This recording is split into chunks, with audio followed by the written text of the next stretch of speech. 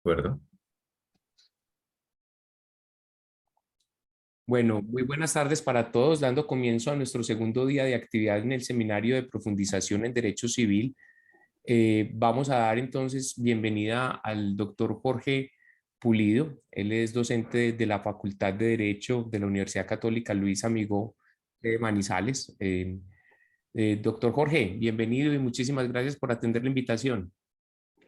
Muchas gracias, doctor Pablo.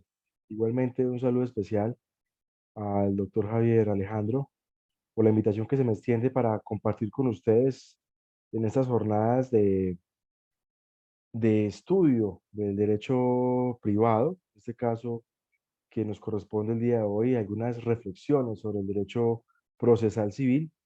Un saludo igualmente especial a todas las personas que están conectadas en este momento con nosotros y que van a compartir estas reflexiones, estos minutos tendientes a verificar algunas situaciones de orden procesal que se están suscitando en el transcurso de los procesos civiles y de familia, todo con ocasión de la entrada en vigencia de diferentes normas que disponen precisamente la implementación de la virtualidad en los trámites procesales y en ese sentido entrar a dilucidar algunos puntos centrales que incluso ha dirigido la Corte Suprema de Justicia y la Corte Constitucional en atención a todas las problemáticas que están alrededor de los trámites procesales y con ocasión de la virtualidad. Bueno, en primera medida, como para darle un orden a la intervención, básicamente vamos a desplegarla en tres momentos. A mí se me ha invitado para que comparta con ustedes algunas, reitero, reflexiones de orden procesal como docente de la Universidad Católica Luis Amigó en el área de Derecho Privado, en especial en el área de Derecho Procesal Civil, en lo que refiere a la demanda como un acto central del proceso, las vicisitudes que tenemos actualmente en relación con la demanda que se está presentando ante los diferentes estrados judiciales, una pequeña anotación de lo que es esa definición doctrinaria, conceptual, de lo que se tiene por demanda, para que una vez diferenciado ello, podamos entrar a establecer cómo el acto de notificación, que es otro de los puntos centrales de los cuales se me ha convocado el día de hoy, cómo los actos de notificación entran a jugar un papel importante en la actualidad, en la virtualidad, y cómo se desarrollan estos actos procesales en relación con la ley 2213 del año 2022.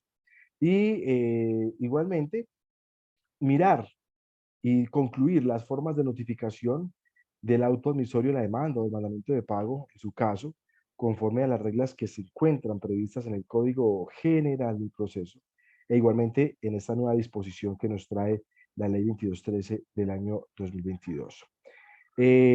Para que finalmente hacer a título de enunciación algunos de los casos que ha tenido la Sala de Casación Civil de la Corte Suprema de Justicia en sede de tutela, donde se abre la problemática de la notificación del auto admisorio, el mandamiento de pago u otras notificaciones a través de mensajes de datos. Es una discusión que es actual. Hay muchas dudas, incluso en los abogados, en los litigantes, en los estudiantes, de cómo entonces ha de mirarse esas normas de la ley 2213, que dejó ya permanentes lo que antes era el decreto 806, en especial las formas de notificación, la manera en que se enteran la parte demandada del primer acto del proceso, que básicamente es el punto neurálgico dentro de la estructura procesal que está generando, les reitero, muchas dudas, muchos vacíos. Los abogados lo hacen de una forma, creen que lo están haciendo bien, los jueces lo exigimos de otra manera, pero siempre finalmente concluyendo en que deben seguirse los presupuestos que establece la Corte Suprema de Justicia. Más o menos entonces, en lo que va a ser el objeto de estas reflexiones en este tiempo que se nos suministra para dialogar con ustedes, vamos a hacer esas anotaciones. Eh, por temas de orden, si alguien tiene alguna intervención, una pregunta, algún cuestionamiento que hacer, sí les solicito el favor que el doctor Javier, el doctor Pablo como moderadores, al final de la sesión voy a dejar un espacio de 10 minutos máximo para efectos de que si alguien tiene algún cuestionamiento proceda a realizarlo. Esos son temas que generan muchas inquietudes y por esa razón muchos de ustedes podrán tener cuestionamientos que espero que con la intervención que se haga, pues se solucionen algunos de ellos o en su defecto se agranden en aras de que todos sigamos estudiando estas materias del derecho privado, en este caso el derecho civil. Muy bien. eh, la demanda, vamos a empezar por la demanda, porque la demanda, digamos que es el acto cumbre de la parte mandante. El profesor Alvarado Belloso, en sus lecciones de Derecho Procesal, nos indica que la demanda es el acto procesal que es el acto cumbre de la parte demandante y es el acto en el cual la parte precisamente empieza a reflejar cuál va a ser su postura dentro del proceso, nos demarca unos linderos de litigio y en consecuencia, digamos que es el marco en el cual incluso la parte demandada ha de moverse al ejercer el derecho de defensa. Una definición conceptual, siguiendo a este doctrinante, al cual se sigue mucho porque es un doctrinante que tiene que ver con estuvo en la construcción del Código Iberoamericano de Derecho Procesal, y este doctrinante nos trae unas definiciones, digamos, de alguna manera muy precisas de lo que se puede entender como la demanda y verificar entonces esos cambios que nos trae la ley 2213 en relación con estos requisitos que conocemos en el artículo 82 del Código General del Proceso. La demanda, digámoslo de alguna manera, se puede definir desde lo que es el continente y lo que es el contenido.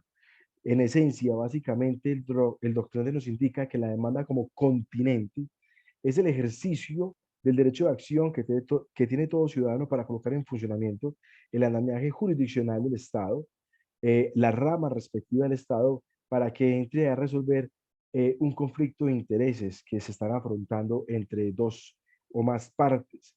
Ese ejercicio del derecho de acción lo puede tener cualquier persona y por esa razón se puede colocar en funcionamiento el aparato jurisdiccional del Estado. Obviamente tiene unas limitantes que precisamente los jueces en el momento de la admisión de la demanda desde el punto de vista del Código General del Proceso van a entrar a analizar conforme al artículo 90 en lo que refiere a la caducidad, por ejemplo, de la acción. Y en ese sentido, si bien es cierto, se puede ejercer la acción, también es cierto que desde los albores del proceso se puede verificar que la misma puede estar afectada por el fenómeno de la caducidad, dando lugar a que el juez rechace la demanda. Pero sin embargo, como continente y en sentido estricto, la demanda se delimita en ese ejercicio del derecho de acción que tiene todo ciudadano. Por esa razón, uno cuando habla con los estudiantes les indica de forma muy clara que si alguien sostiene que los va a demandar o que va a demandar a cierta persona, básicamente lo que hay que indicarse es que esa persona tiene el derecho de ejercer el derecho de acción, poner en funcionamiento el andamiaje judicial para efectos de determinar el acto principal, es decir, una respuesta del Estado a ese ejercicio del derecho de acción. Muy bien, ahora, como contenido, la demanda como contenido va a aludir, dice el doctrinante, a lo que es y lo que recordamos como las pretensiones. Diferentes clases de pretensiones que se pueden dar en el curso de los procesos civiles y de familia, que todos recordamos que pueden ser pretensiones declarativas, pretensiones constitutivas, pretensiones de condena, pretensiones ejecutivas, pretensiones de liquidación, pretensiones conservativas. Y en ese sentido, la pretensión como continente es la que precisamente nos va a delimitar algo que también procesalmente todos recordamos, que es la congruencia de la sentencia. En ese sentido, el artículo 278 del Código General del Proceso nos va a hablar de que la sentencia está reservada para resolver las pretensiones y las excepciones que propone la parte demandada, la parte convocada, una vez se ha configurado de forma adecuada la relación jurídico-procesal. Muy bien, partiendo de esa base de tener claro qué es la demanda como continente, como contenido del ejercicio del derecho de acción, y desde el punto de vista también subjetivo, lo que son las pretensiones, hay que indicar que la ley 2213 del año 2022, que viene a dejar de forma permanente eh, muchas de las normas, por no decir que todas, algunas fueron excluidas con ocasión de las reformas que se hicieron al CEPACA. Esta ley 2213, que tiene por objeto dejar como legislación permanente el entonces decreto extraordinario 806 de 2020 y busca ya de forma muy precisa y agigantada, dirían algunos, implementar el uso de las tecnologías de la información, de las comunicaciones en las actuaciones judiciales. Aquí yo tengo que decirles algo, y es que con ocasión de mi actividad he tenido la oportunidad de estar en diferentes reuniones con magistrados de la Corte Suprema de Justicia y en este momento están instaladas, estamos trabajando de la mano de los magistrados de la Corte Suprema de Justicia en su sala de casación civil, una reforma al Código General del Proceso, una reforma que va a ser, que va a estar ajustada a este nuevo pensamiento de lo que es la virtualidad y en esencia van a haber una cantidad de cambios que se aproximan en relación con el proceso civil. Digámoslo de alguna manera, lamentablemente lo que uno enseña en clase desde el punto de vista del proceso civil, de la parte probatoria, de la parte especial, mm, va a cambiar, va a tener unas modificaciones, el código va a tener unas modificaciones que buscan precisamente ajustar las normas de las tecnologías, la implementación de las tecnologías de la información y las comunicaciones a las actuaciones judiciales. Aunque hoy en día ya está muy permeado el proceso civil y el proceso de familia con estas tecnologías, el proceso como tal, desde el punto de vista estructural, sigue siendo un proceso, digámoslo de alguna manera, un proceso muy encartonado, un proceso muy rígido, un proceso que podría, al mejor estilo de ciertos países, ser un proceso más ágil. Entonces, lo que se busca en la reforma que les anuncio es que el proceso civil sea un proceso que cuando llegue a la administración de justicia esté verdaderamente depurado de muchas situaciones que deben de ser solucionadas por las partes. En ese sentido, van a haber unos cambios, por ejemplo, se está proponiendo la eliminación del auto admisorio de la demanda, se elimina el auto inadmisorio de la demanda, ya no van a ser autos, los primeros autos que profieran los jueces desde el punto de vista del derecho civil y derecho de familia, sino que se está buscando una estructura procesal distinta. Van a haber unos cambios desde el punto de vista del régimen probatorio, ajustando ciertos parámetros a unos estándares para buscar que precisamente el proceso civil y el proceso de familia se ajuste a a estos nuevos tiempos que se nos están dando con el uso de las tecnologías.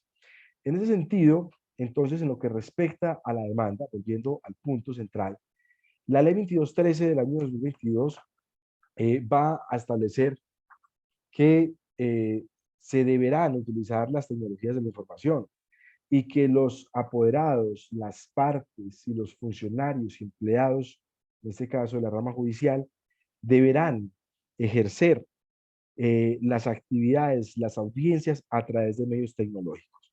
Bajo ese parámetro inicial queda una regla general y es que todas las actuaciones desde el punto de vista del proceso como tal deben surtirse a través de medios tecnológicos. Excepcionalmente, conforme a los 13 está la 2213, que eso fue una petición que se le hizo al legislador por parte de algunos funcionarios de la rama judicial, excepcionalmente ustedes van a volver a una sala de audiencias, excepcionalmente.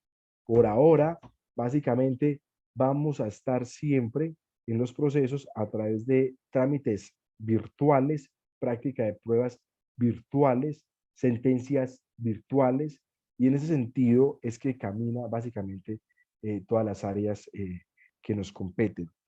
Igualmente, esto es un compromiso muy serio del deber del uso de las tecnologías y esto va a generar unos filtros o va a filtrar ciertas cosas. Por ejemplo, aquellos funcionarios judiciales que aún se resisten al tema de la virtualidad, al tema de la tecnología, al tema de las prácticas de las pruebas virtuales, al manejo de las audiencias virtuales y siguen haciéndolo de forma presencial sin una justificación, ese tipo de personas, digamos que van a quedarse rezagadas y van a ser objeto de tener que tomar decisiones en su vida profesional, porque esto no tiene vuelta atrás. Aquí que quien está esperando que los despachos judiciales vuelvan a ser lo que eran antes, se puede quedar esperando, porque no va a suceder. Es algo que ya está establecido, incluso propuestas de la Corte Suprema de Justicia llaman al uso incluso de más herramientas tecnológicas. Entonces, el uso de los expedientes físicos, eso ya está casi que desaparecido del ordenamiento, en tanto que digamos que solo queda lo que está archivado en algunos juzgados. Ahora, sin perjuicio, por ejemplo, que en algunos departamentos, en algunas ciudades, se sigan haciendo cosas físicas.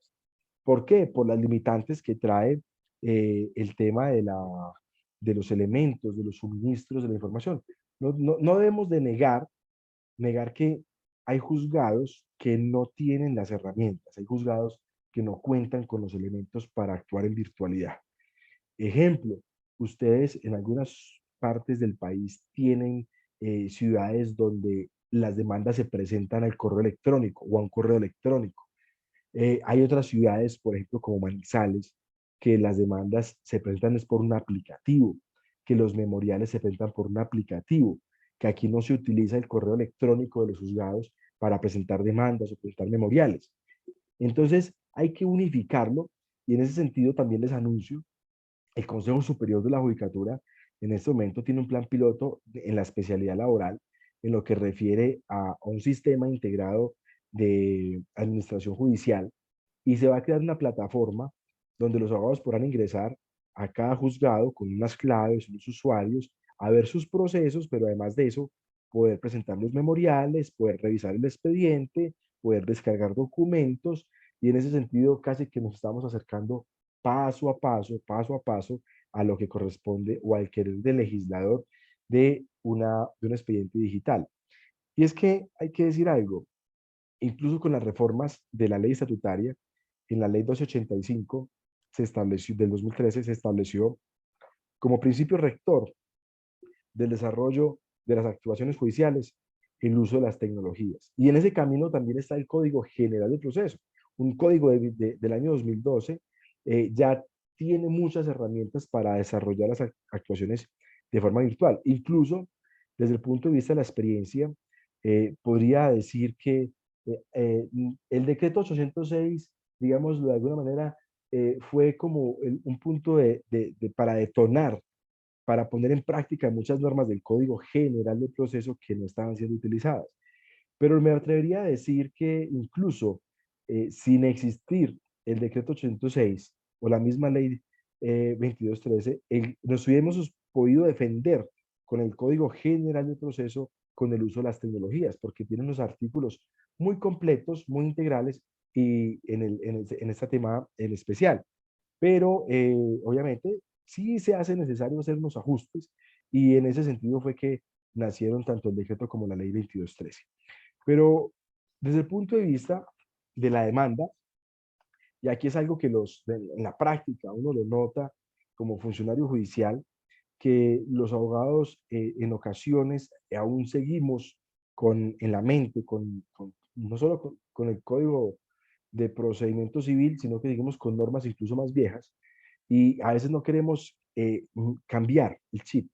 Hay que tener un cambio de pensamiento, hay que ser abiertos al cambio para poder que esto realmente funcione y que pueda tener los frutos que todos estamos esperando. La demanda, unos cambios centrales, unos cambios fundamentales, que algunos abogados lo cumplen, otros no lo cumplen, otros lo hacen de una forma distinta, queriendo como salirle al paso a ciertas cosas, pero de todas maneras, la demanda, como acto central de la parte demandante, que luego la que vamos a hablar para efectos de verificar notificación del auto que admite la demanda trae unos requisitos adicionales.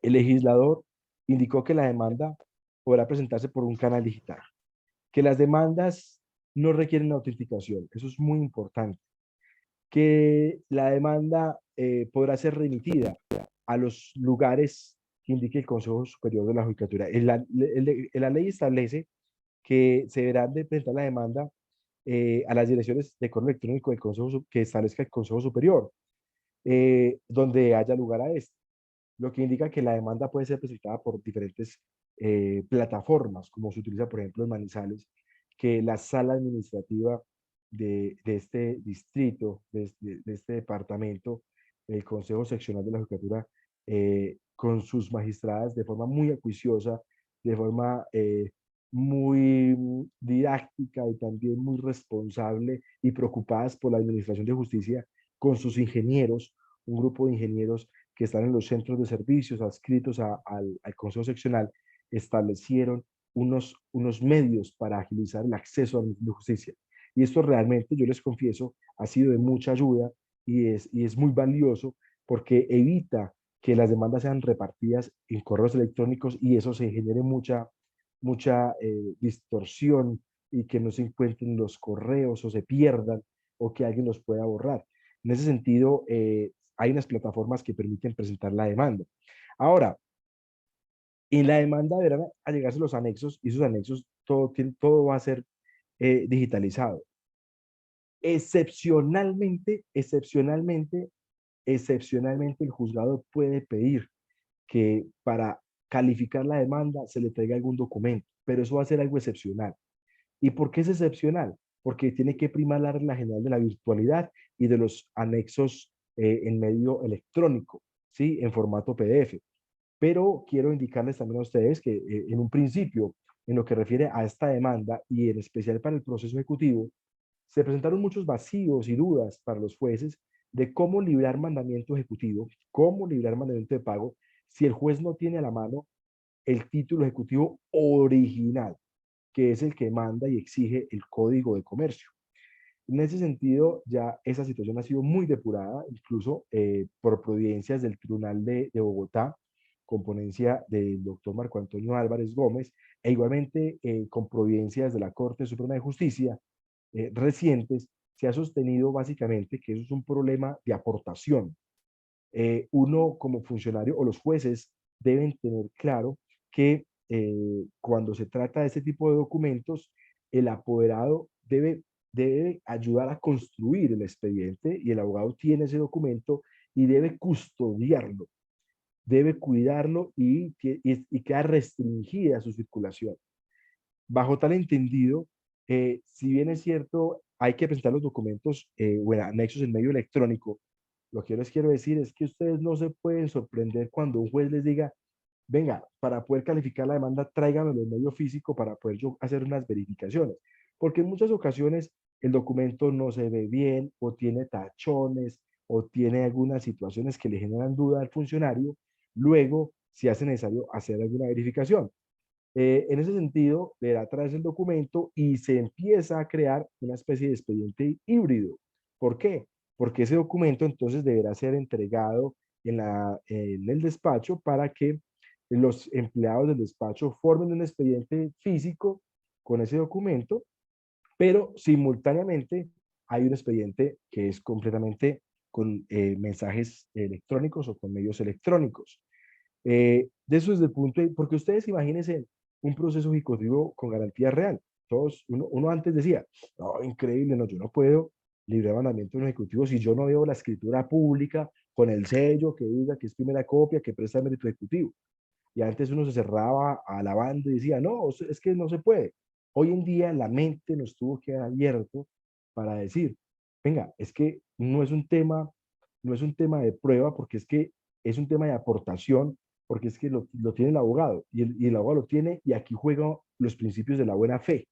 En consecuencia, el abogado lo tiene, sin perjuicio de que el juez en cualquier momento o incluso la parte contraria lo solicite para hacer alguna verificación como tal. Pero entonces la demanda se presume auténtica, igual que todos los documentos que se llegan, porque el Código General del Proceso eliminó aquella dicotomía que existía incluso al interior de la sala de casación de la Corte, que en su momento decía que las copias simples no tenían valor probatorio, pero ya estaba muy decantado con lo que nos trae el Código General del Proceso de que los documentos se presumen auténticos y más ahora con estas normas que nos trae la Ley 22.13. La demanda, requisitos de esa demanda adicionales. Además, tiene que obviamente traer el poder, pero el poder tiene unas connotaciones especiales. Si el poder se otorga por medios virtuales, el poder tiene que estar, tiene que indicar con claridad que, cuál es el correo electrónico del apoderado, el cual debe estar inscrito en el Registro Nacional de Abogados. Entonces, así un llamado de atención a todos los abogados que todavía no tienen inscrito su correo para que lo inscriban, porque los jueces están verificando que efectivamente el correo que se anuncia esté inscrito, y si no está inscrito, pues entonces podrá ser, en este caso, y actualmente hay una causal de inadmisión. Y cuando se trate de alguna persona jurídica o una persona que debe estar inscrita en el registro mercantil, debe allegarse la prueba de que el poder fue remitido desde la bandeja del correo que se encuentra registrado en la respectiva Cámara de Comercio como para recibir notificaciones judiciales. En ese entendido, entonces, la demanda ha tenido unas variaciones y algunos abogados las seguimos olvidando, teniendo en cuenta que los despachos hacen una calificación juiciosa, en su mayoría, y van a estar verificando que el poder cumpla requisitos. Ahora, el poder puede estar autenticado ante notaría y es otra cosa que se puede dar porque ya no estamos en la emergencia sanitaria. Entonces fácilmente se puede autenticar, simplemente se escanea el documento y como está autenticado, pues aún más tienen esa presunción de que es un documento auténtico, de que proviene de aquella persona que lo está suscribiendo y que el contenido que ostenta igualmente es cierto. Si no se piden medidas cautelares en el proceso, la demanda tiene un requisito adicional, y es que el requisito de que se envíen previamente la demanda a la parte demandada para que aquella empiece a tener conocimiento del proceso y que solo reste enviarle el auto por medio del cual se admite la demanda o se libra mandamiento ejecutivo. Lo que sucede en los procesos ejecutivos es que básicamente, como siempre van a tener, o por lo general, tienen medidas cautelares, porque como decimos los profesores o los docentes de derecho procesal, que un proceso ejecutivo sin medida cautelar va a ser una especie, me perdonen la expresión, una especie de saludo a la bandera, porque nada nos ganamos con que se libre mandamiento, incluso con que se tenga sentencia o auto favorable al ejecutante, si no hay bienes para aprisionar, para secuestrar, para avaluar y luego para rematar y conseguir el fin último que buscan la mayoría de los demandantes en el proceso ejecutivo, que es recuperar el dinero. ¿Sí? Entonces, cuando la demanda tiene medidas cautelares, no hay que enviársela a la contraparte. Pero si no tiene medidas cautelares, el artículo sexto de la ley 2213 nos va a establecer ese requisito, en especial en lo que refiere a que se envíe previamente la demanda al demandado. Eh, digámoslo de alguna manera que esto viene a ser como antesala de lo que se viene con las reformas del Código General del Proceso, de lo cual les puedo decir muy sucintamente que va a haber un espacio, como no hay automisorio ni inadmisorio, simplemente se presenta la demanda y va a quedar repartida en un juzgado, pero el juez va a actuar cuando la parte demandada ya ha sido notificada por la parte demandante y ya se han entrelazado ciertos actos procesales. Y en ese sentido van a ir ante el juez cuando ya está muy adelantado estas fases. Por esa razón, digámoslo de alguna manera, los despachos van a quitarse muchos dolores de cabeza con actuaciones que pueden ser suministradas por los abogados. La idea es cargar, y ahí sí les confieso, la idea es cargar a los abogados con más deberes, con más cargas procesales, para que accedan a la administración de justicia y cuando lo hagan, vaya ya muy depurado el litigio y el juez rápidamente entra a resolver ciertas cosas y a proferir sentencia. Eso es lo que se busca. Eso si ustedes lo analizan desde el punto de vista del derecho comparado, van a encontrar, por ejemplo, a un Costa Rica, a un Estados Unidos, en ciertos estados donde este trámite de los juicios civiles, o sea, de la relación entre los civiles, tiene unas características diferentes a lo que tenemos aquí en este derecho continental que se nos ha traído. Muy bien. Otro punto importante como requisito de la demanda, y es donde el que me permite como puente para empezar a hablar de, de la relación jurídico-procesal o de las notificaciones, tiene que ver con la información de los correos electrónicos o sitios donde se puede ubicar a la parte demandada. El artículo octavo del Código General del Proceso ha dado mucho de qué hablar, perdón, el artículo de la ley 2213, perdón, en el tema de notificaciones ha dado mucho de qué hablar, tanto en la jurisprudencia que se ha ido evacuando en la Corte Suprema de Justicia como en la Corte Constitucional y también en las decisiones que se adoptan diariamente por los juzgados. Algunos piensan que el artículo octavo de la ley 2213 derogó las normas del Código General de Proceso, los artículos 291 y siguientes, notificación personal, notificación por aviso. Sin embargo, ya de forma muy precisa, ya se ha decantado igualmente, ahora les hago la reflexión, por sentencias de la Corte, que dicha situación no es cierta.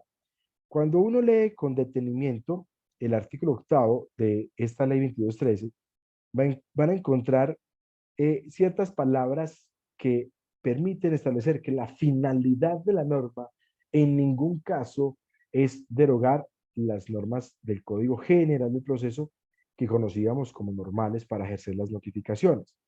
Este artículo establece que las notificaciones que deban hacerse personalmente también podrán efectuarse, cuando la norma nos dice también podrán efectuarse, es decir, que hay otras formas de efectuarse y entre ellas es la que tiene el Código General del Proceso.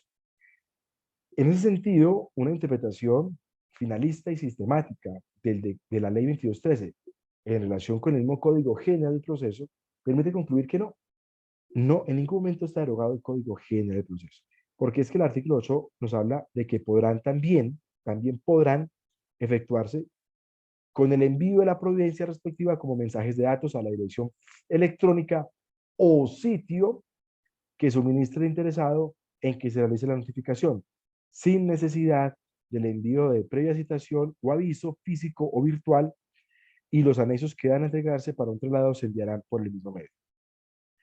En este punto, quiero indicarles varias cosas. Cuando el artículo octavo de esta ley 2213 nos dice que se pueda notificar también enviando la providencia como mensaje de datos, estamos en el escenario del envío de mensajes de datos. Bajo este supuesto, no se puede entremezclar las normas del Código General del Proceso con las normas que regula la ley 2213 del año 2022. Son normas que separadas se tienen que cumplir de forma estricta para efectos de garantizar la debida y adecuada notificación de la parte convocada al juicio. Hay siempre una duda cuando el artículo dice como mensaje de datos a la dirección electrónica o sitio que suministre el interesado en el que se realice la notificación.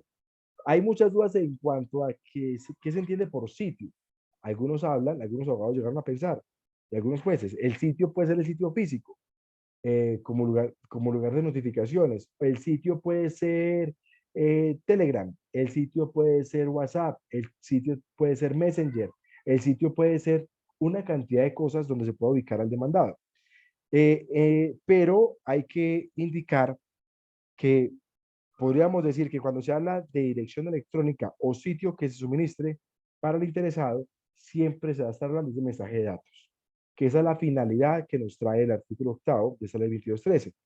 Bajo tal entendido, yo no comparto la tesis, y así lo he explicado en diferentes providencias, en el sentido de que algunos abogados pretenden mezclar el acto de notificación de la 2213 con la dirección física. Entonces le envían la notificación al sitio físico y se le queda notificado, señor demandado, conforme a la ley 2213. Esa forma no es válida en la medida en que se están quebrantando las formalidades para una y otra.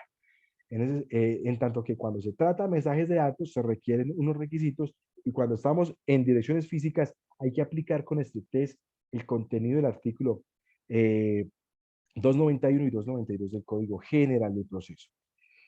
Como requisito para notificar a la parte demandada a un correo electrónico, y ya la Corte lo había dejado claro en la sentencia C420 del año 2020 que estudia la C420 2020 que estudia la constitucionalidad del decreto 106, la Corte dejó claro que para notificar por correo electrónico hay que cumplir unos requisitos. Y ellos es que el abogado deberá afirmar, y aquí yo quiero ser muy enfático en algo, y es que el abogado tiene que afirmar bajo juramento que se entiende prestado con la petición que la dirección electrónica o sitio suministrado corresponde al utilizado por la persona notificada. Es decir, aquí los abogados tenemos que recordar que el tema del juramento tiene una regulación en la doctrina y en la ley, y una cosa es hacer el juramento y otra cosa es prestar juramento. Cuando la norma nos dice hay que hacerlo bajo juramento, hay que indicarlo, y se entiende prestado con el escrito. Es decir, me relevan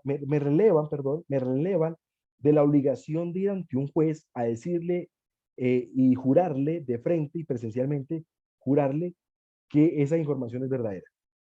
Algunos abogados dicen, es que se entiende el juramento porque yo traje el escrito.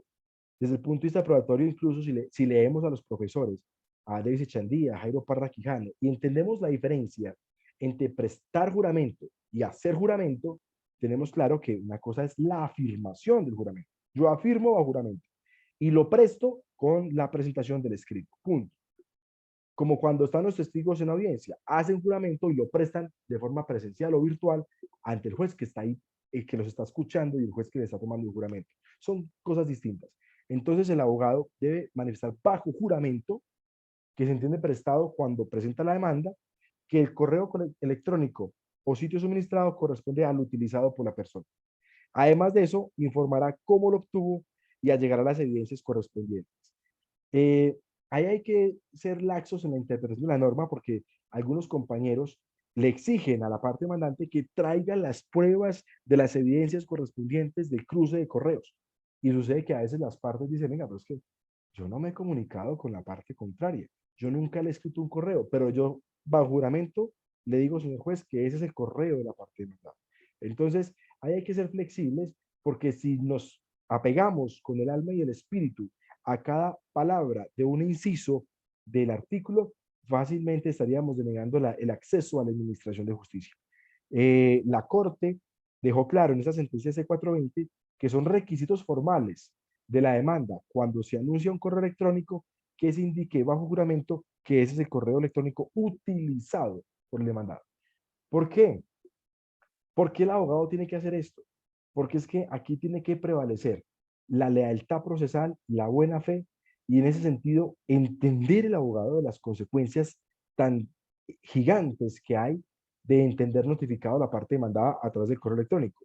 Luego, si nos informa un correo que no corresponde a la parte demandada, va a quedar mal notificado, viene el tema de nulidades, o incluso se estaría ejerciendo de forma inadecuada todas las actividades procesales dentro del juicio procesal como tal.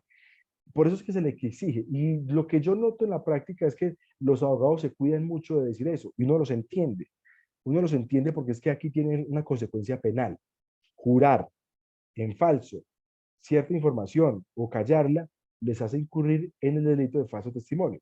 Entonces, los abogados se cuidan mucho y dicen, manifiesto bajo la grada de juramento que el correo me lo suministró el demandante.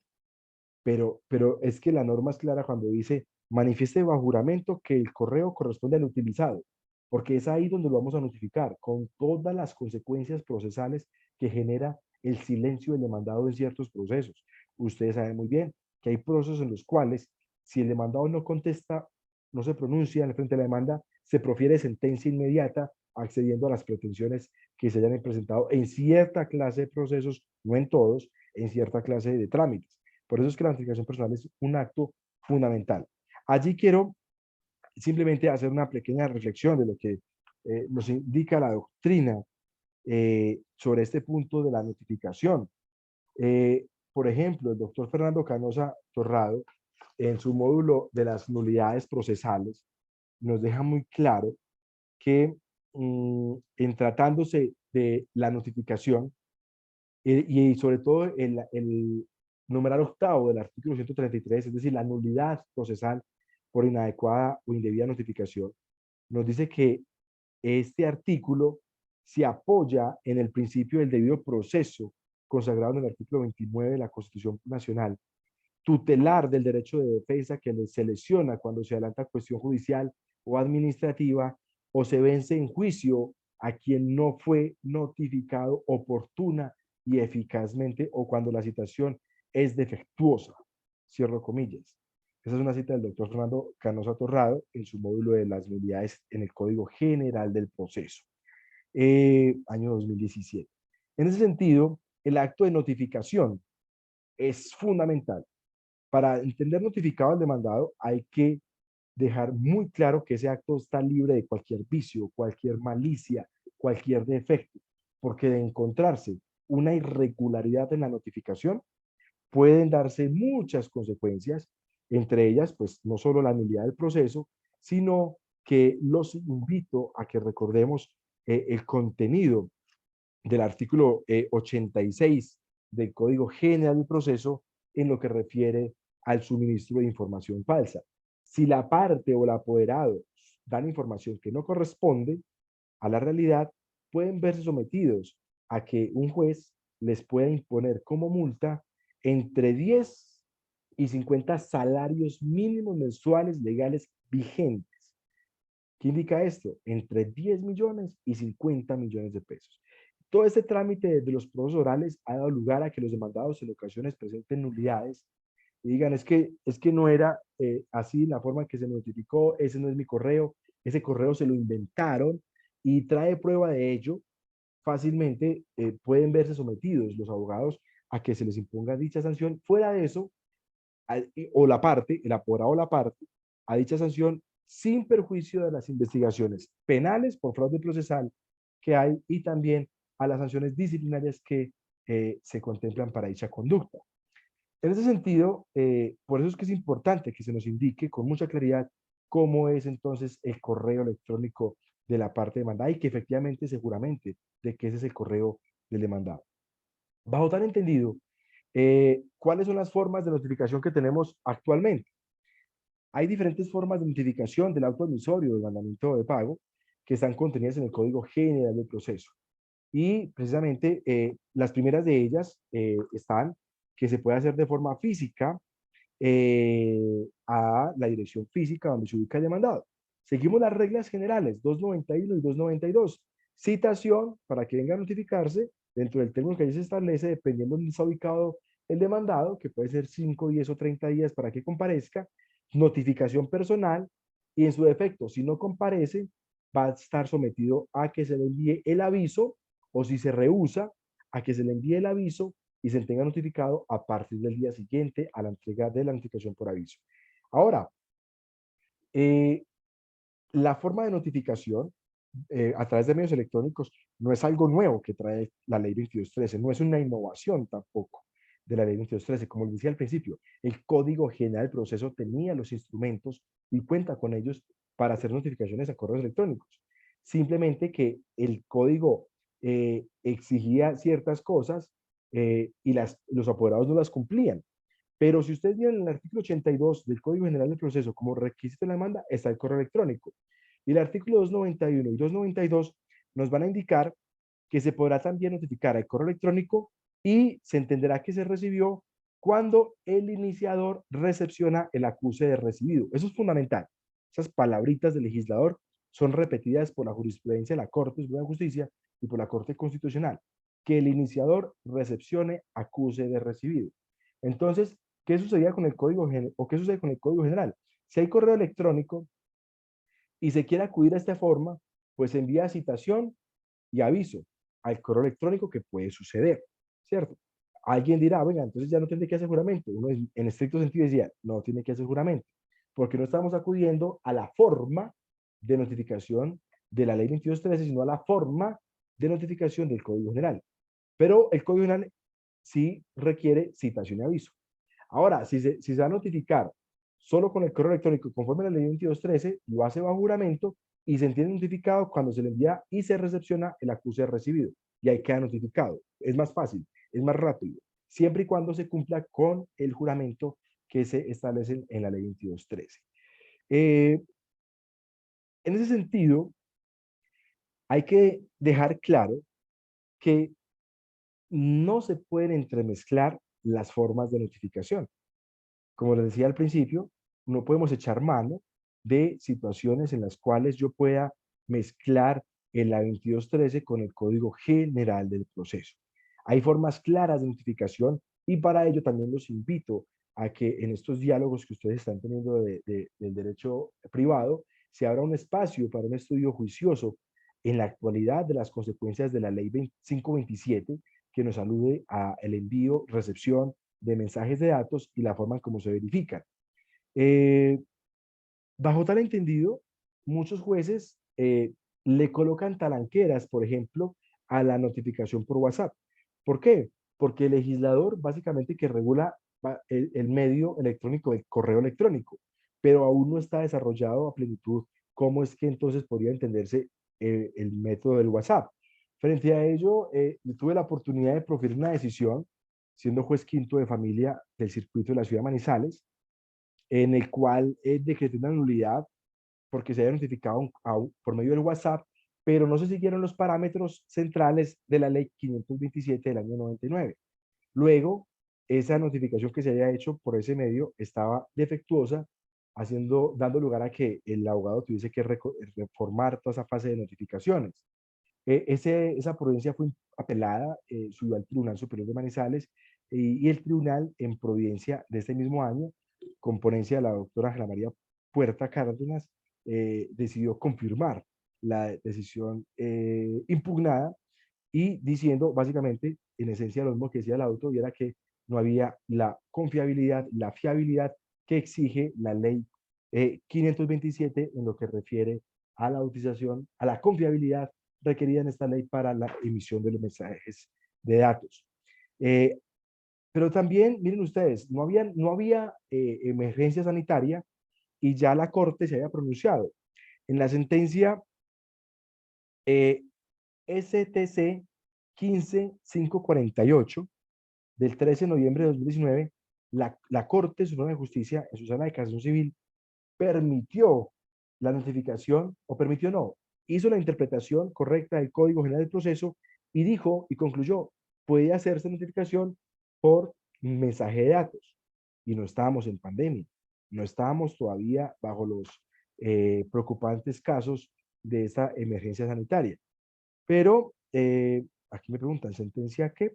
Es la sentencia STC 15548 del 2019. No estábamos en pandemia. En la sentencia, la Corte dijo, aquí se pueden aplicar los parámetros de la ley 527 y por consiguiente se pueden garantizar las notificaciones a través de los mensajes de datos. Igualmente, aludiendo al artículo 103 del Código General, cuando establece que se puede utilizar los mensajes de datos siempre que se garantice la autenticidad, la integridad en el intercambio de la información. Y es por eso que en el caso concreto que les comento, no se aceptó la notificación por WhatsApp. ¿Por qué? Porque es muy dado de todos nosotros borrar mensajes de WhatsApp. Entonces el pantallazo que se trajo al proceso para decir que se notificó a la parte demandada tenía un letrerito que decía, y que todos conocemos, decía mensaje eliminado.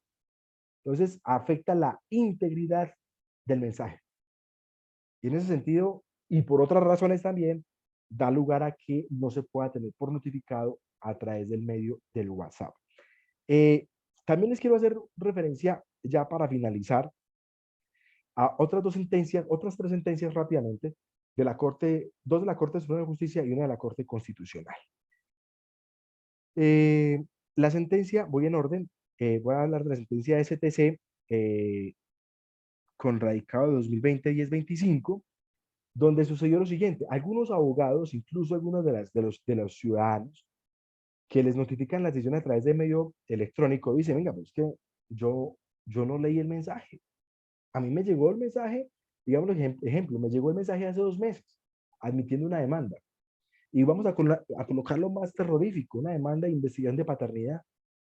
Y usted como demandado dice, venga, pero es que, qué pena, a mí sí me llegó el mensaje hace 2 meses, pero es que yo no he abierto el mensaje, entonces no estaba notificado. Llega a la Corte Suprema de Justicia, en esa provincia que les indico, un caso donde una señora manifestaba que se le violó su debido proceso, su trámite ante un juez de familia en el tribunal, en razón a que la notificación que se le hizo, ella la aperturó pasado un tiempo.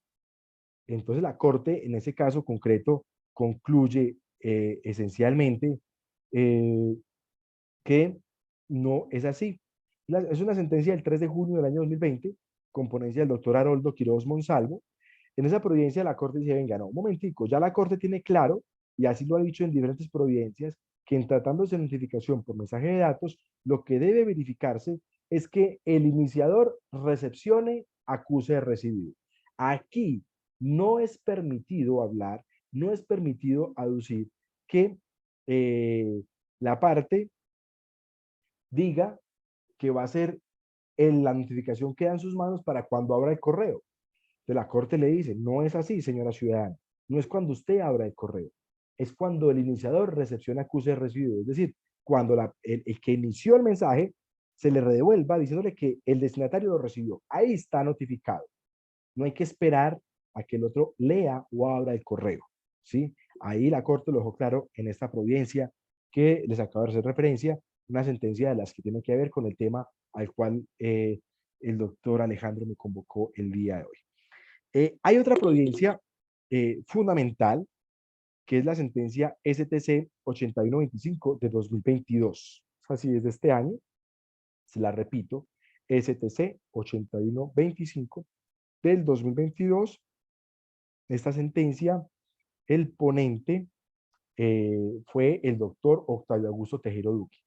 Esta sentencia, que es del 29 de junio de 2022, una sentencia bien reciente, la Corte reitera el tema de que existen varias formas de notificación y en ese sentido la Corte concluye que las partes no pueden entremezclar las notificaciones que regula el Código General del Proceso con la forma especial que se trajo con la Ley 2213 del año 2022. No se pueden entremezclar. No puede simplemente mandándole a la dirección física un documento diciéndole queda notificado con este documento. Cuando es dirección física, se acude a las reglas previstas en el Código General del Proceso. Y cuando se trata de mensajes de datos, puede acudirse a la ley 2213 o también se puede acudir, como lo dije ya, a las regulaciones formales que regula el Código General del Proceso en el artículo 291 y 292. En esta providencia la Corte deja clara la situación. No se puede entremezclar las notificaciones y también reitera, aquí la notificación que se tiene claro es cuando se recepciona el acuse recibido. Ahora, un punto central allí, ya me quedan solo 5 minutos, de la sentencia de la Corte, cuando alude a cuando se trata de notificaciones por aviso, o cuando, mejor dicho, cuando se aplica el artículo 91 del Código General de Proceso, cuando el secretario se demora en enviarle los traslados, la parte demandada, dice la Corte, no puede empezar a correr el término de traslado al demandado hasta que le lleguen los respectivos anexos. Recordemos que conforme al artículo 91, cuando se trate de notificación por conducta de concluyente, cuando se trate de notificación por aviso o cuando se trate de notificación por comisionado, la parte demandada tiene 3 días para pedir que se le den los anexos. Transcurridos esos 3 días, empieza luego a correr el término de traslado. Luego, si la parte demandada dentro de ese término, obviamente, dentro de ese término de 3 días, solicita los traslados, los documentos, y el secretario del juzgado no se los envía, sino que se demora, como soy yo en el caso concreto, se demora 1 mes o 2 meses, el término de traslado a la parte demandada no empieza a correr hasta que le garanticen el debido proceso y el derecho de defensa con el envío de esos documentos. Finalmente, quiero hacer alusión a una sentencia bien reciente, también, bueno, más o menos reciente, esta es del 1 de julio de 2022, esa sí es de la Corte Constitucional, la sentencia T-238 de 2022, una providencia de la Corte con ponencia de la doctora Paola Andrea Meneses Mosquera, donde se tutela y se revocan las sentencias de instancia, incluida aquella de la Corte Suprema de Justicia en su sala de casación civil. En concreto, lo que dice la Corte en este caso es que, hablando de mensajes de datos, la Corte ya había dicho también en otra providencia que los mensajes de datos son pruebas válidas en el derecho colombiano, que se desea que se plasmen en firmas digitales para tener mayor facilidad de autenticación. Pero, dice la Corte, sin perjuicio de lo anterior, las copias impresas, que es lo que hacen algunos abogados, se imprimen las capturas de pantalla de un celular donde estaban mensajes en WhatsApp, o se imprime una captura de pantalla donde se dice que se envió un correo electrónico, dice la Corte, tienen fuerza probatoria, pero bajo una sana crítica y de buena fe procesal. Y también dice la Corte, concluye, en todo caso, su fuerza probatoria no es plena, sino que tiene carácter de indicio. Luego se tiene que valorar con el resto de los elementos de los medios de prueba para verificar si se cumplió el fin último, que el mensaje de datos se haya transmitido de forma correcta. Es decir, que se tenga el acuse recibido por parte del iniciador. Esa sentencia también es reciente y les puede servir de suministro para hablar de los mensajes de datos. La T238 del 2022, sumadas a las otras tres sentencias que hice referencia con de la Corte Suprema de Justicia. Bueno, doctor Alejandro, yo creo que se nos acaba el tiempo. Tengo otras funciones que atender. No sé, veo por aquí que hay 6 chats preguntando las sentencias. Ah, sí, ya, perfecto. Claro que sí, doctor Jorge Hernán Pulido. Pues nos deja un panorama maravilloso en asuntos procesales, sobre todo con lo que verifica la 2213 y la declaratoria que nos hace de las prácticas procesales, digámoslo así, en Manizales, y me imagino que el departamento de Caldas, a diferencia de lo que en ocasiones vemos nosotros, por ejemplo, en Antioquia, y que eso de alguna manera nos permite también eh, prever un horizonte de positivismo, porque bien lo sabe usted, si me equivoco, creo que aún es juez noveno civil municipal de Sí, Manizales. señor. Aún si uno como abogado litigante tiene mucho por aprender, aún los juzgados también vienen aprendiendo.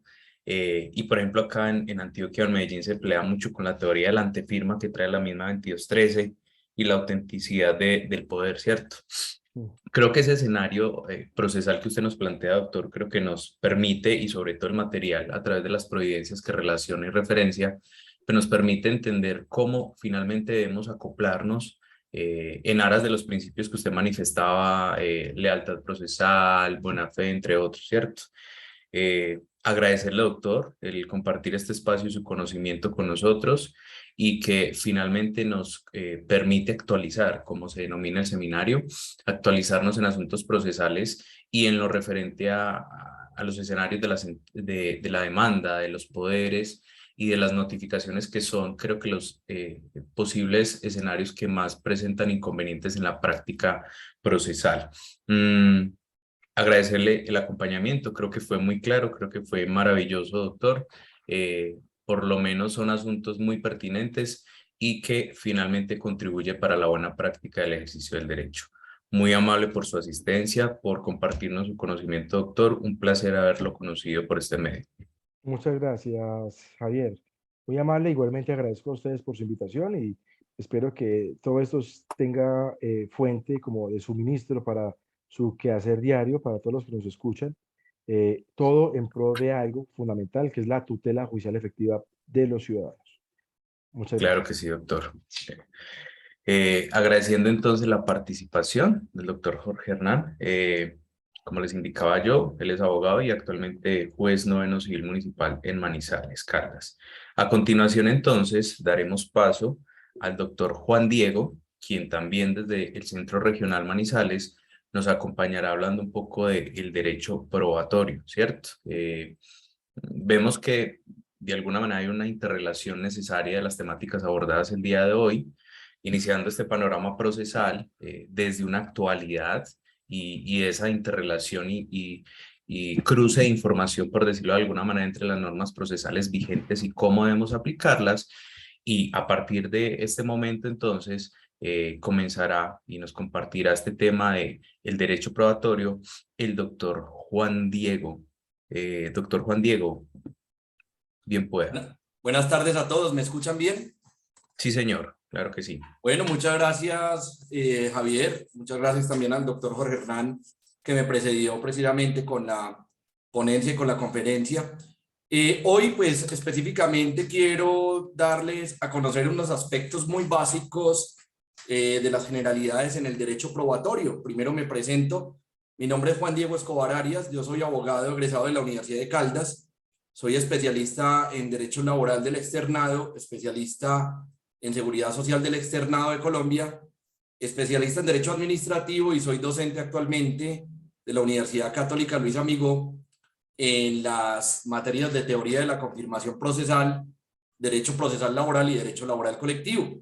Hoy vengo a darles precisamente unos aspectos, pues a que tengamos en cuenta unos aspectos importantes del tema probatorio y específicamente de los principios en materia de pruebas y pues también para que nos actualicemos en este aspecto y nos sirva para la vida diaria, como lo expresaban hace un momento, no solo el ponente, sino también el doctor Javier, para que ustedes tengan claridad en los aspectos del litigio. Especialmente me dedico fuera de la docencia al litigio aquí en la ciudad de Manizales y pues les voy a contar algunos aspectos importantes que he vivido precisamente en ese tema. Entonces vamos a hablar de estas generalidades. Vamos a continuar acá, un momento por favor. Y pues primero abordemos el tema de los principios en el derecho probatorio, digamos, básicamente dentro de los doctrinantes más importantes, Robert Alexis. Él indica específicamente que esos principios hacen parte de unas reglas, unos mandatos de optimización para los jueces, y no solo para los jueces, también en este caso para los litigantes, al momento no solo de aportar, solicitar, practicar las pruebas, sino también al momento de valorar las pruebas en cualquier proceso. Específicamente, y están determinados para hacer efectiva precisamente esa valoración probatoria por parte del juez y en este caso poder llegar a una decisión en sentencia de única primera instancia o segunda instancia con el fin de definir de fondo precisamente las pretensiones y excepciones que en este caso las partes plantean dentro de cualquier litigio. Entonces es importante recordar esos principios del derecho probatorio que se aplican a todas las materias en el derecho procesal en particular y pues vamos a empezar analizando precisamente ese camino que deben transitar las pruebas en todos los procesos. Primero, pues debemos plantearnos que en todo proceso pues hay una etapa inicial o un camino inicial para las pruebas, que es el aporte y la solicitud de las pruebas. Recordemos, dentro de las oportunidades probatorias principales de las partes, precisamente en el proceso, está el aportar o solicitar las pruebas, lo que realizamos siempre con la demanda y la contestación de la demanda. Esas oportunidades, digamos que no son únicas, pero sí son las principales desde el punto de vista del litigio. Ahora bien, habrán en este caso pues otras oportunidades de carácter probatorio excepcionales, como puede ser cuando se plantean unos incidentes o los incidentes del artículo 127 del Código General del Proceso, se plantea una nulidad específicamente o se van a entrar a contraprobar las excepciones previas que en este caso plantean el específicamente demandado dentro de los procesos. Pero la regla general siempre debemos tener en cuenta dentro de los procesos es aportemos, solicitemos las pruebas con la demanda, con la contestación de la demanda y no en oportunidades posteriores porque, digamos, se nos puede complicar la vida también como litigantes. Específicamente, el juez pues va a entrar a definir si esa prueba puede ingresar o no al debate probatorio y pues si estamos aportando, solicitando la prueba por fuera de esas oportunidades generales, pues ya se nos puede complicar un poco el tema. Ya el juez va a entrar a valorar y a definir si esa prueba definitivamente ingresa o no al debate para poder definir, en este caso, el proceso. Otro aspecto importante que debemos recordar es el decreto de la prueba. Recordemos que hoy, en la mayoría de los procesos, pues, en la oralidad, este decreto, pues, se está realizando en audiencia pública a través de un auto, en el cual nosotros, como litigantes y como futuros abogados litigantes, ustedes en particular van a tener en cuenta precisamente que el juez sí tome en cuenta, sí tome precisamente en virtud de su petición de pruebas, decrete esas pruebas. Es decir, eventualmente ustedes hayan solicitado la declaración de terceros, los interrogatorios de parte, eventualmente hayan aportado algunos documentos en particular, tener muy en cuenta que el juez sí tenga precisamente muy en cuenta esas pruebas que ustedes están solicitando. Esto aplica tanto para la parte demandante como demandada, y ese auto precisamente que decreta las pruebas en esa primera audiencia de trámite, pues debemos recordar que es susceptible del recurso de reposición y en subsidio de apelación. Eventualmente puede ocurrir que una prueba que usted considere que es importante para definir ese litigio, esa controversia entre partes, el juez no la decrete. Pues hay que, en este caso, contraargumentarle al juez, es decir, en este caso, como argumentos importantes, expresarle el porqué de la importancia de esa prueba, el por qué esa prueba puede, en este caso, ayudarle al juez también a llegar a una sentencia de fondo precisamente en ese litigio. Importante también tener en cuenta que dentro de ese camino que va a transitar la prueba en todo proceso está la práctica, la contradicción y la valoración de la prueba. Hace referencia también dentro de los principios del derecho probatorio a que el juez deberá practicar las pruebas que ha decretado, especialmente a través de ese auto en particular. Y el derecho de contradicción, que va de la mano con el artículo 29 constitucional, precisamente ese derecho de defensa que tienen las partes y el derecho de ambas de poder controvertir las pruebas que le presenta el demandante, el demandado, en este caso, para definirlas en juicio. Finalmente, la prueba, antes de que el juez pueda precisamente dictar esa sentencia, debe ser valorada por el juez, debe ser analizada por el juez, debe verificar precisamente el juez cuál es el alcance de esa prueba, qué conclusión probatoria precisamente se expresa de esa prueba para tomar una decisión de fondo dentro del proceso. Es decir, valorar la prueba en sentencia.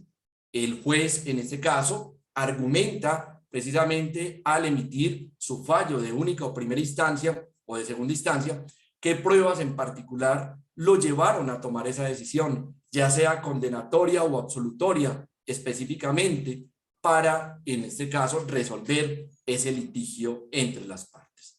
Ese camino probatorio, pues ya tenemos en cuenta, se va a dar en los procesos, específicamente en los procesos de carácter civil, laboral, administrativo, para que el juez pueda tomar esa decisión de instancia.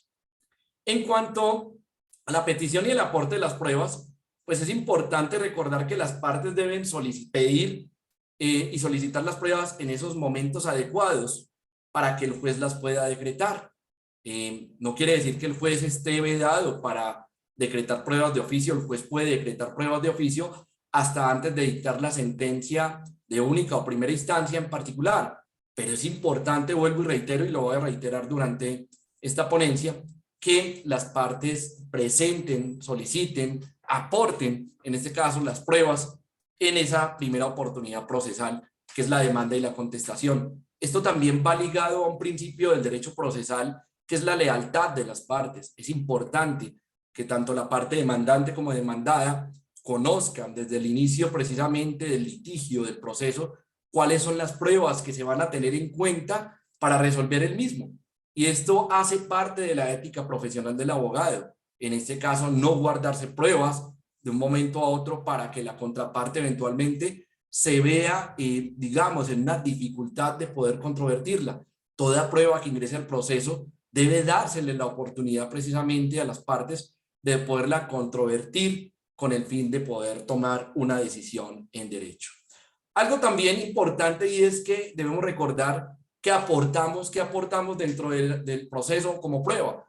Ejemplo, los documentos, lo que ya se tiene, lo que ya existe. ¿Y qué se va a solicitar? Se va a solicitar especialmente lo que se va a practicar.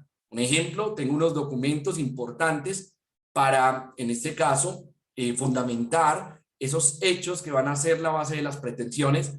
Pues esos documentos los voy a aportar, los voy a anunciar precisamente con la demanda. Voy a expresar qué documentos, en este caso, quiero que sean tenidos en cuenta por el juez al momento de fallar. Aporto también pruebas que en este caso ya existan, como pueden ser declaraciones extrajuicio que soporten los hechos de la demanda en particular, para que el juez los pueda valorar. Es decir, aportamos lo que ya existe. El aporte de la prueba es propio precisamente de la prueba documental.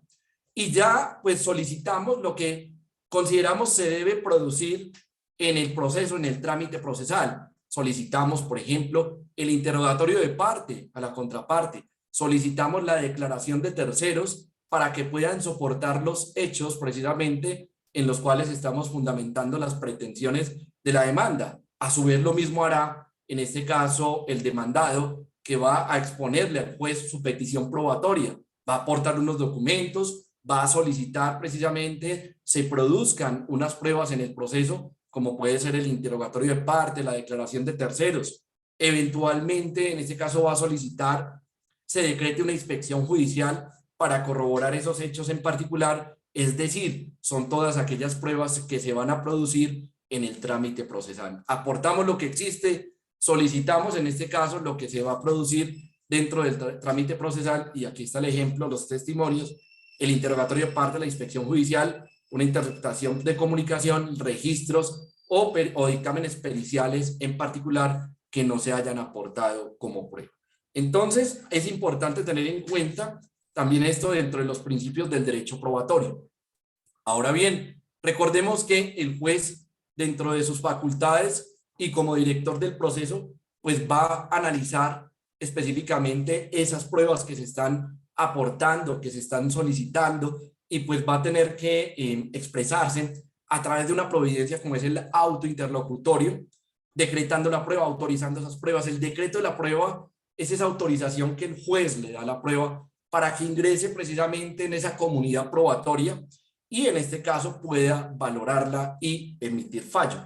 Sin decreto de la prueba pues sería ineficaz o nula, porque se va a practicar solo la prueba que esté decretada por el juez. Por eso es tan importante, y siempre se lo he expresado a mis estudiantes en la materia de teoría de la confirmación procesal, que debemos estar muy atentos a ese autointerlocutorio. En muchas ocasiones, eventualmente, el abogado que está en la práctica judicial, pues simplemente está elevado, está de pronto pensando en otros aspectos y no está concentrado en la audiencia, y puede ocurrir que el juez no en este caso de mala fe, sino por olvido, tenga precisamente o omita, perdón, una de las pruebas que consideramos más importantes para tomar la decisión. El juez simplemente decretó ese auto, lo notifica en estrados y pues en este caso el apoderado debe estar muy atento a que sí se le decreten todas esas pruebas. Si la parte guarda silencio a través de su apoderado, pues simplemente ese auto queda en firme y ya solo esas pruebas se van a practicar, a no ser de que el juez solicite, en este caso, decrete prueba de oficio en particular. Entonces, importante dentro de este íter o camino probatorio, pues tener en cuenta esta etapa procesal tan importante como puede ser el decreto de la prueba. Recordemos algo también dentro de los requisitos de toda prueba, y digamos que esto debe aplicarse tanto para las partes como para el juez, y es que toda prueba debe cumplir con unos requisitos intrínsecos, como es la conducencia, la pertinencia, la utilidad de la prueba para que el juez pueda tomar decisión en sentencia. Recordemos algo importante, dentro de la conducencia de la prueba, este tema hace referencia precisamente a la idoneidad de ese medio probatorio para demostrar lo que se quiere probar. En algunos casos requiere algunas formalidades específicas para poder acreditarse, ¿cierto? Entonces, en un momento dado, pues estamos en un tema donde se está discutiendo la propiedad sobre un bien inmueble. Es importante, dentro de esa prueba conducente estaría la escritura pública y el registro de instrumentos públicos en particular, cumple unas formalidades, y esa prueba, pues en particular para el juez y también pues para las partes, resultaría totalmente conducente con el fin de tomar una decisión en sentencia desde el punto de vista legal. Otro de los requisitos, recordando precisamente internos de la prueba, hay que tener en cuenta precisamente la pertinencia, y la pertinencia es esa relación directa entre el hecho y la prueba solicitada. Es decir, si aquí precisamente el tema se está discutiendo un tema de paternidad, pues una prueba pertinente sería la prueba de ADN. En este caso hay una relación directa entre el hecho que se quiere acreditar específicamente y la prueba solicitada, que pues no solo va a ser conducente, pertinente, pertinente, sino también útil para el convencimiento del juez. Finalmente, esto nos va a llevar a un último requisito que debemos tener en cuenta nosotros como abogados litigantes, y también el juez lo va a tener en cuenta al momento de decretar la prueba, y es la utilidad de la prueba. Esa utilidad precisamente está relacionada con ese poder de convencimiento que tenga la prueba para el juez. Para que sea útil la prueba, pues primero debe cumplir ese requisito de la pertinencia y la conducencia. En este caso, pues un ejemplo, serían inútiles las pruebas de los hechos notorios que de acuerdo al Código General del Proceso no requieren prueba, se deben expresar, se deben afirmar dentro del proceso, pero no requieren prueba. Sin embargo, este requisito es de los más importantes, y es cuando vayamos a aportar o solicitar la prueba, analicemos claramente si la prueba le va a llevar convencimiento al juez. Si definitivamente vemos que esa prueba en realidad no cumple con esos requisitos internos, como es la conducencia, la pertinencia y especialmente la utilidad, pues consideraríamos que la prueba ni la aportemos ni la solicitemos, porque lo único que haría sería dilatar en el tiempo la decisión judicial. Debemos en este caso hacerle una lista de chequeo a las pruebas que vamos a aportar, a solicitar con la demanda. La misma lista de chequeo de la conducencia, pertinencia y utilidad, pues la va a tener que hacer también el demandado para ejercitar su derecho de defensa dentro del litigio en particular. Requisitos que, vuelvo y repito, pues a tener en cuenta no solo por los litigantes, sino también por el juez desde el punto de vista procesal. En cuanto a la práctica de la prueba, pues recordemos que se practica lo que no se tiene. Específicamente esto, digamos, es más reiterativo, pero pues para que nos quede bien claro desde el punto de vista procesal, solo se realiza la práctica sobre lo que ha sido decretado por el juez. Por eso es tan importante en este caso, pues tener en cuenta ese auto interlocutorio que decreta la prueba. Ahora bien, el juez en un momento dado va a tener, tiene la facultad de decretar pruebas de oficio. Por ejemplo, si considera que existe todavía una duda probatoria, y lo puede hacer hasta antes de fallar. Entonces es importante tener en cuenta que el juez siempre pues va a tener unos mecanismos para tratar de llegar a esa verdad en particular que se busca dentro del proceso y poder emitir la sentencia. Volvemos a recordar, se practican testimonios, la inspección judicial, la declaración de parte, la prueba pericial, y se aducen documentos o informes en particular. Se solicitan precisamente para que el juez los tenga en cuenta dentro de esa práctica probatoria. Y en cuanto a la valoración de la prueba, también reitero un poco, pero pues para que nos quede muy claro, se realiza en la sentencia o auto que ponga fin a la actuación por parte del juez. Algo muy importante, y vamos a encontrar como regla general dentro de las sentencias, precisamente esa parte considerativa, donde el juez le hace un análisis específico a las pruebas. El juez en este caso, desde el punto de vista procesal, va a especificar, va a esclarecer, va a expresar cuáles de las pruebas previamente que hacen parte de esa comunidad probatoria lo llevan al convencimiento y a tomar una decisión, que puede ser en este caso condenatoria o absolutoria. Importantísimo analizar precisamente cómo el juez valora la prueba, cómo el juez tuvo en cuenta la prueba y qué alcance le dio a la prueba. Y esto es tan importante que en ocasiones nos puede llevar precisamente también al recurso de casación o extraordinario de casación cuando hay una indebida valoración probatoria. Por eso el juez, digamos en este sentido, es muy estricto para fundamentar especialmente su decisión en esas pruebas que fueron regular y oportunamente allegadas al proceso, de acuerdo al principio de necesidad. Ese análisis que realiza el juez sobre el mérito de la convicción de la prueba, pues especialmente le da al juez ese soporte para tomar esa decisión de fondo. Y aquí hago pues un breve paréntesis, me salgo un poco de la decisión del juez, y es que recordemos que dentro de las etapas del proceso hay una supremamente importante y que interesa mucho a quienes son abogados de las partes litigantes, y es cuál. En este caso, al momento en que el juez nos da la oportunidad de presentar esos alegatos de conclusión. Esos alegatos de conclusión son una etapa previa precisamente a la sentencia de única y primera instancia. ¿Y por qué hago énfasis en los alegatos? Porque los alegatos no se pueden convertir, en este caso, en una repetición de los argumentos jurídicos que se tuvieron en cuenta en la demanda o en la contestación de la demanda para afrontar el litigio. No, el alegato de conclusión, recordemos que siempre se debe enfocar en esa conclusión probatoria, en esa conclusión de los litigantes específicamente sobre el alcance de las pruebas que fueron decretadas y practicadas debidamente en el proceso.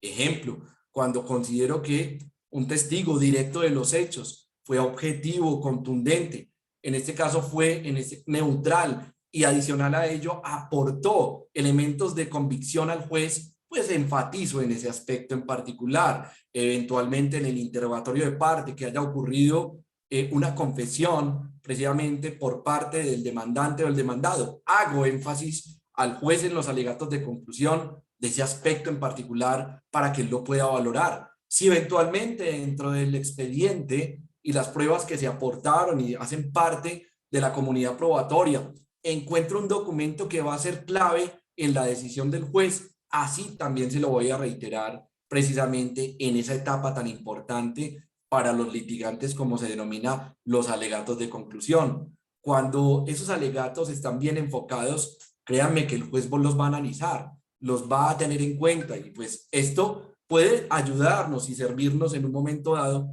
para que el juez condene o absuelva dependiendo específicamente en qué posición nos encontremos como parte. Entonces, tener en cuenta estos aspectos de la valoración probatoria para las partes y el juez.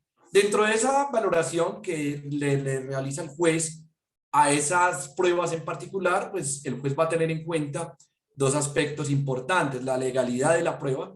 Si bien es cierto, todos los medios probatorios establecidos en el Código General del Proceso se entienden legales, aquí la legalidad a la que hacemos referencia es cómo se obtuvo la prueba, ¿cierto? Es decir, que la prueba se haya obtenido, en este caso, teniendo en cuenta todas las reglas procesales del debido proceso y el derecho de defensa, que no hayan violado derechos fundamentales para que la prueba no se convierta en una prueba ineficaz, nula e ilícita en particular. Y también el juez pues va a analizar dentro de ese cúmulo de pruebas la eficacia probatoria. Y ahí volvemos al tema de la conducencia, pertinencia y utilidad, analizar precisamente si esa prueba aporta precisamente a ese debate y le va a ayudar al juez para tomar cierta decisión dentro del proceso. Dentro de las formas de valoración probatoria, pues recordemos algunos aspectos importantes. Uno de ellos sería la sana crítica, específicamente, donde el juez aquí pues tiene en cuenta aspectos como la lógica, el sentido común, las reglas máximas de la experiencia en particular, el conocimiento de la ciencia, el arte y la técnica, es decir, es ese sistema de valoración de la prueba que impera en nuestro sistema procesal colombiano, Código General del Proceso. Y pues de manera excepcional, en algunos casos la tarifa legal, precisamente que recordemos que son esas pruebas o esos hechos, perdón, que exigen unas pruebas formales para que quede acreditado en el proceso. Ahorita hablábamos, por ejemplo, de la prueba de paternidad, el tema de la prueba de ADN en particular, la prueba precisamente del registro civil de matrimonio, el registro civil de nacimiento para temas como la edad o para acceder a ciertas prestaciones económicas dentro de un régimen pensional. Se podría dar el caso donde pues, el legislador previamente ya le ha dado un peso a esa prueba en particular para que el juez pueda, en este caso, dejar como acreditado, establecer como acreditado ciertos hechos que requieren esa prueba formal en particular. Pero pues vuelvo y enfatizo, el juez dentro de los principios del derecho probatorio pues va a practicar ese principio de la inmediación, que es ese principio que da a conocer al juez la prueba de manera directa. Es esa relación directa del juez con la prueba, el contacto directo con la prueba, con los testigos, con las partes en el interrogatorio de parte en particular, con el perito cuando éste presenta el dictamen pericial y en este caso se ejerce el derecho de contradicción en audiencia. Entonces el juez ahí precisamente estaría aplicando principios tan importantes como la sana crítica o esa libre valoración de la prueba desde el punto de vista procesal. Ahora bien, ya pasando al tema de los principios o reglas técnicas del derecho probatorio, volvemos a recordar que son principios de optimización precisamente que el juez va a aplicar y las partes también deben aplicar al momento de solicitar, en este caso, aportar, decretar, practicar, controvertir pruebas y valorarlas dentro del proceso. Recordemos uno de los principios más importantes del derecho probatorio y es el principio de la necesidad de la prueba.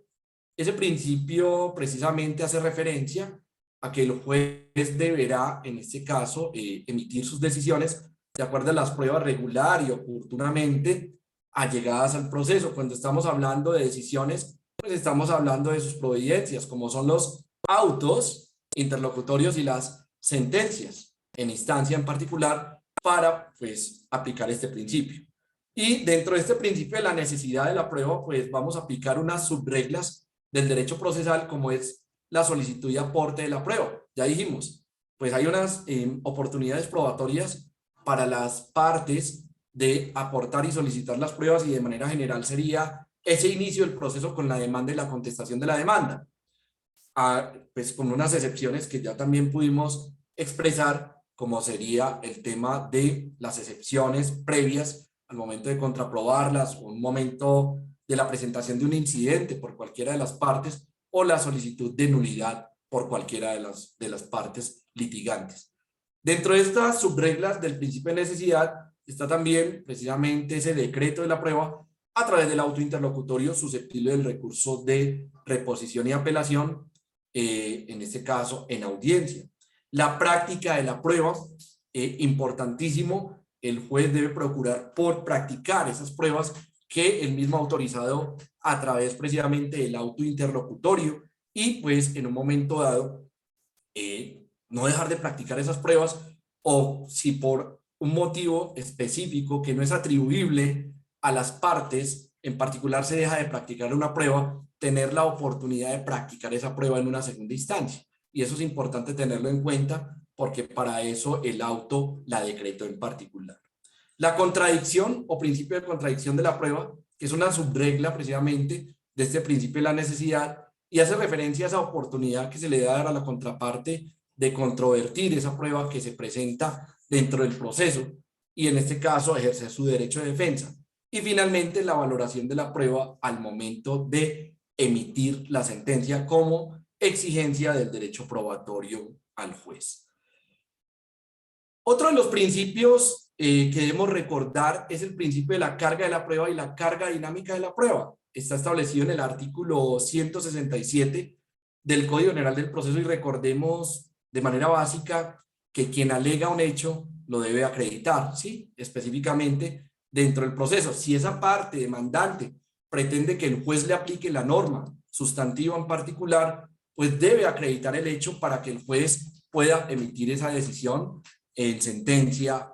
Especialmente, la prueba le va a soportar la decisión. Incumbe de las partes probar el supuesto de hecho de las normas que consagran el efecto jurídico que ellas persiguen. Primer párrafo del artículo 167 del Código General del Proceso, donde se determina, en este caso, la regla general de la carga de la prueba. Y ahí pasaríamos también a recordar otro principio importantísimo, contenido también en el artículo 167 del Código General del Proceso, que es la carga dinámica de la prueba. Y recordemos que esa carga dinámica hace referencia ¿a qué? A que el juez tiene una facultad, en este caso, de asignar esa responsabilidad de probar a la parte que se encuentre en mayor cercanía con el material probatorio. Y demos un ejemplo. Cuando se demanda en procesos civiles de responsabilidad médica, una indemnización en particular de perjuicios, cuando eventualmente ocurre un evento adverso en una cirugía específicamente, pues tanto el paciente como su familia en un momento dado se inician una demanda, pues van a tener unas cargas probatorias. Dentro de la carga general precisamente sería demostrar la ocurrencia del hecho, del daño en particular, que este paciente se sometió a una cirugía y derivado de esa cirugía pues se generó un daño para el paciente en su salud eventualmente. Y en cuanto al principio de la carga dinámica de la prueba, pues el juez está facultado para exigirle, en este caso, a quien es demandado, que sería el médico especialista, que al momento de contestar la demanda, pues aporte ciertas pruebas que le van a ayudar al juez a tomar decisión en el litigio. Por ejemplo, aporte el consentimiento informado, previo precisamente a la cirugía, aporte copia completa de esa historia clínica que está en los archivos de la entidad que le brindó el servicio al paciente, aporte ese registro de anestesia en particular, aporte esos exámenes clínicos que se tuvieron en cuenta antes de tomar la decisión de intervenir quirúrgicamente al paciente. Ahí el juez precisamente está utilizando esa facultad precisamente de asignarles esa responsabilidad a quien en este ejemplo en particular se encuentra en mayor cercanía con el material probatorio. Esto tenerlo en cuenta al momento precisamente que vayamos a entablar ya sea demanda o a contestar demanda, porque sabemos que esa facultad es del juez. Podemos sugerir, porque igual a petición de parte también se puede en este caso solicitar que se varíe la carga dinámica de la prueba, pero recordemos que es una facultad especial del juez en cualquier litigio. Otro de los principios precisamente que vamos a tener en cuenta es ese principio de contradicción muy ligado al artículo 29 constitucional, y pues esto legitima toda actuación judicial y pues va precisamente de la mano con el debido proceso y el derecho de defensa. Recordemos que ambas partes tienen ese ejercicio del derecho de contradicción y ese derecho a controvertir toda prueba que se aduzca dentro del proceso. Dos tipos de contradicción que debemos recordar: la contradicción concentrada, la que se realiza en la misma audiencia o en la diligencia en particular, es decir, directa. Podríamos dar un ejemplo cuando estamos dentro de la prueba testimonial o, en este caso, declaración de terceros. Recordemos que pues el juez inicia con ese interrogatorio a ese testigo en particular, posteriormente le otorga la oportunidad de preguntarle al testigo, de interrogar al testigo, a la parte que solicita la prueba, y finalmente pues le va a dar la oportunidad a la contraparte de poder también interrogar a ese testigo para poder ejercer ese derecho de contradicción. Ahí estaríamos hablando de una contradicción concentrada y en audiencia pública en particular. Hay otro tipo de contradicción específicamente de la prueba, que es la contradicción de carácter difuso, y esta se da en otras etapas del proceso. Por ejemplo, cuando el demandado es notificado del auto admisorio de la demanda y procede específicamente a otorgar contestación a la misma.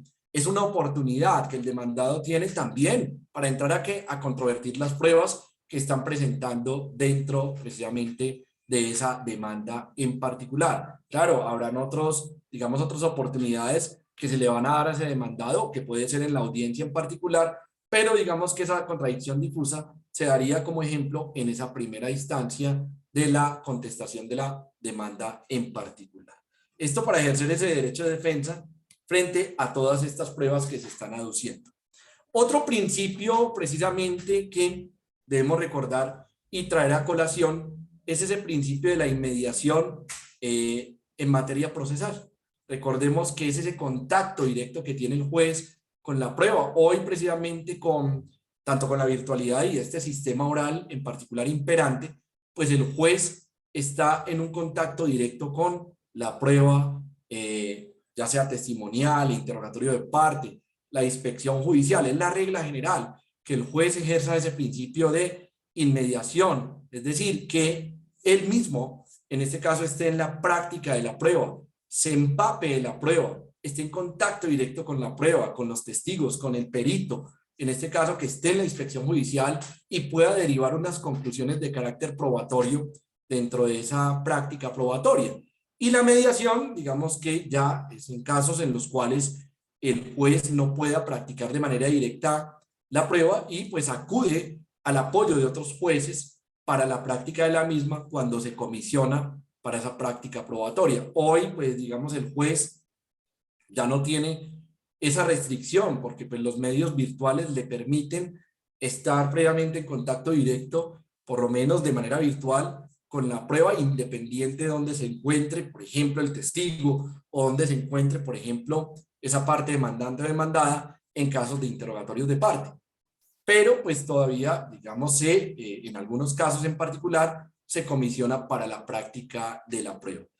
está prevaleciendo en nuestro sistema precisamente procesal el principio de la inmediación, o sea, el contacto directo del juez. Esto le permite al juez formarse una conclusión probatoria, pues más, diría yo, desde el punto de vista subjetivo, más acertada en cuanto a esa práctica probatoria, esa conclusión probatoria.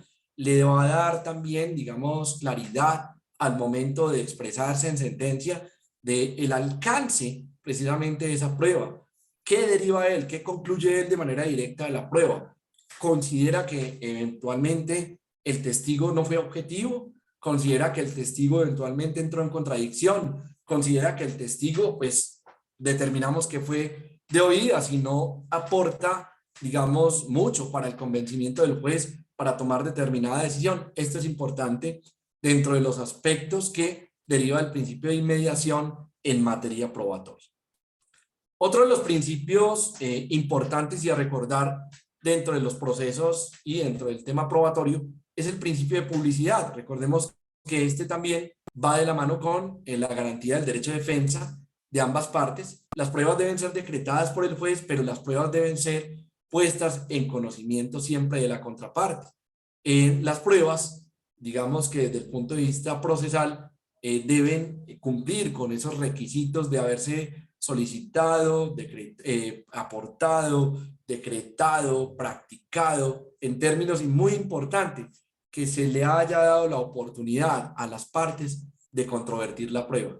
¿Por qué? Pues simplemente si no hay ese ejercicio de contradicción, si no hay esa oportunidad de entrar a controvertir la prueba, pues simplemente en este caso se le estaría desconociendo a cualquiera de las partes el debido proceso. Esto puede llevarnos a una nulidad precisamente procesal en particular, a que el juez en un momento dado no pueda tener elementos probatorios, digamos, contundentes y de fondo para poder fallar, porque no le ha dado esa oportunidad a las partes para poderse pronunciar dentro del proceso en particular. Principio de publicidad, recordar también la importancia. El principio de concentración, pues haciendo referencia a este principio, pues debemos tener en cuenta que el juez debe fijar fechas continuas para las audiencias y diligencias de práctica de prueba, es decir, no se debe fraccionar la práctica de la prueba. Sería ilógico que un juez de conocimiento inicie con la prueba de interrogatorio de parte, ya precisamente ya la está adelantando, ya en este caso pues le va a dar la oportunidad a las partes de poderse manifestar dentro de ese interrogatorio, y resulta que el juez cuando está cerca a finalizar la obra judicial toma la decisión de suspender esa práctica probatoria. Ahí precisamente la eficacia y digamos el alcance de esa prueba se puede ver fraccionado, se puede ver de pronto disminuido, pues porque no se practica en su integridad esa prueba en particular. No es que el juez no lo pueda hacer, claro que sí, pero en este caso, para mayor eficacia precisamente de esa práctica probatoria, lo ideal es que el juez no fraccione, digamos, esa práctica en particular. Es muy diferente cuando, por ejemplo, estamos en la prueba de declaración de terceros y pues en horas de la mañana se tomaron los testimonios de la parte demandante. Perfectamente el juez hace una suspensión de audiencia, suspende la audiencia, la continúa en hora hábil en la tarde y continúa con los testimonios de la contraparte. Aquí no se está fraccionando la prueba. Aquí en este caso simplemente se está cumpliendo con este principio de concentración, se está llevando la práctica de la prueba desde el inicio hasta el final y en este caso no se le está disminuyendo esa eficacia probatoria a ese medio de prueba que en este caso se está practicando en particular. Tener en cuenta pues que el juez al momento de aplazar la audiencia pues va a tener digamos como fundamentos lo que le permite el Código General del Proceso para esa suspensión en particular o ese aplazamiento, pero digamos que la regla general acá es que el juez debe practicar ese principio de concentración. En cuanto a otros de los principios importantes y a tener en cuenta demandas, contestaciones y dentro del litigio en particular, es el principio de la unidad de la prueba. La prueba debe valorarse en su conjunto. Recordemos que cuando la prueba ingresa al proceso a través del auto que la autoriza en particular, ya hace parte de un conjunto, de una unidad probatoria en particular, y el juez tiene en cuenta ese conjunto probatorio para tomar decisión de fondo específicamente. sería la excepción a ese principio general.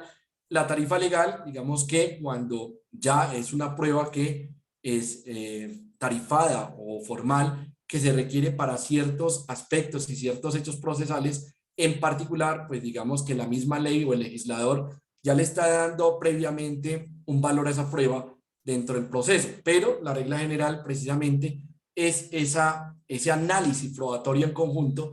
Toda prueba puede conectarse con otra prueba, el testimonio, el interrogatorio, la prueba documental, y el juez precisamente hace un análisis en conjunto, no individualizado, que quede claro, porque toda prueba pues soporta precisamente ese material probatorio o expediente probatorio. En cuanto al principio de la comunidad probatoria, pues debemos en este caso tener en cuenta que los sujetos, estamos hablando parte demandante o demandada, acuden al proceso pues para resolver el conflicto de fondo.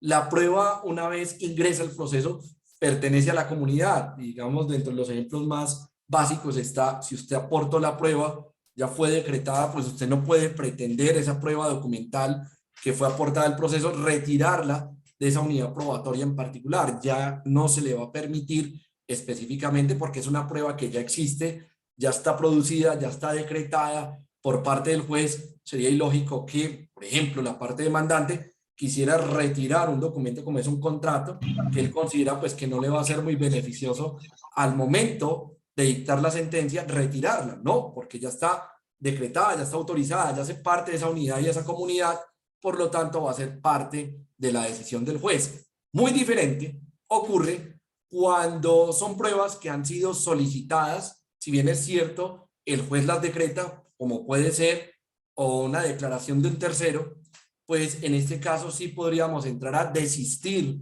de la prueba específicamente antes de que la misma se practique. No se ha producido, esa parte la solicitó, en este caso, con todo respeto, le expresa al juez que va a desistir de determinada declaración de un tercero en particular, y el juez, pues en este caso, puede tomar la decisión de si aceptar, admitir previamente ese desistimiento, y el juez también, dentro de sus facultades, estaría precisamente la de llamar a ese testigo de oficio, específicamente porque ya fue nombrado dentro del expediente, ya fue nombrado en la demanda, en la contestación, eventualmente en las audiencias, pero podemos desistir de lo que no se ha practicado. Es decir, el desistimiento no iría en contra de este principio de la comunidad probatoria desde el punto de vista procesal civil en particular. Otro de los principios a tener en cuenta, ya sea en la demanda, en la contestación de la demanda, específicamente sería el principio de originalidad y mismidad. Es decir, este hace referencia precisamente a que las pruebas que usted aporte, o en este caso al proceso, por ejemplo las documentales, deben ser idénticas precisamente a las que usted está anunciando. Es ilógico que el abogado litigante eventualmente, en ese acápite de la demanda que se denomina pruebas, pues anuncie unos documentos que está aportando al expediente, y que cuando se va a analizar definitivamente la demanda y sus anexos, encontremos que nada tiene que ver lo aportado con lo anunciado. Aquí estaríamos en contra de ese principio de la originalidad y mismidad específicamente, y pues el juez ahí se va a manifestar, muy probablemente va a expresarse a través de un auto, le va a expresar específicamente a esa parte demandante o eventualmente la demandada que no hay, digamos, una consistencia entre lo que él está anunciando y lo que él está aportando. Entonces, importante tener en cuenta este principio al momento, ya sea de plantear esa demanda inicialmente o de contestar la demanda, pues lo anunciado se debe aportar. Es decir, no puede haber una diferenciación ahí, porque pues nos puede generar en un momento dado la inadmisión de la demanda o eventualmente el rechazo de la demanda cuando no procedemos a subsanar este error precisamente formal en esa presentación de la demanda en particular.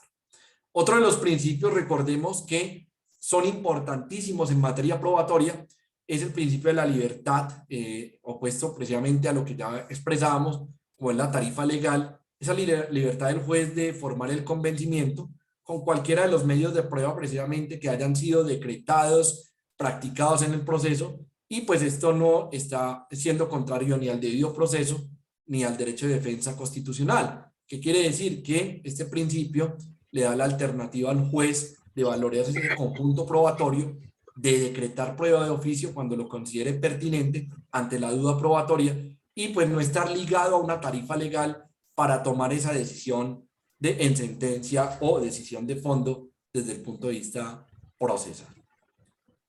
Otro de los principios para tener en cuenta es el principio dispositivo de deliberación o de parte. Recordemos que el juez no puede iniciar los procesos de oficio, requiere precisamente de una solicitud de parte a través de la acción de la demanda. Las partes aportan y piden las pruebas, el juez también puede decretar pruebas de oficio, específicamente hasta antes de dictar esa sentencia de única o primera instancia. En los hechos confesados pues deben tenerse como ciertos, esto específicamente en cuanto a la prueba de declaración de parte, prueba de confesión, y la sentencia debe estar en consonancia con los hechos, pretensiones y excepciones, y especialmente en consonancia con lo que es la conclusión probatoria, porque esto va a ser importante para las partes al momento de interponer un recurso, como puede ser el de apelación, con el fin de que el tribunal en su momento haga un análisis probatorio y un análisis de esa sentencia. Y entre los otros principios importantes y a tener en cuenta dentro de ese sistema probatorio en particular y el proceso, es el principio de la duda. El juez no puede abstenerse de dictar sentencia.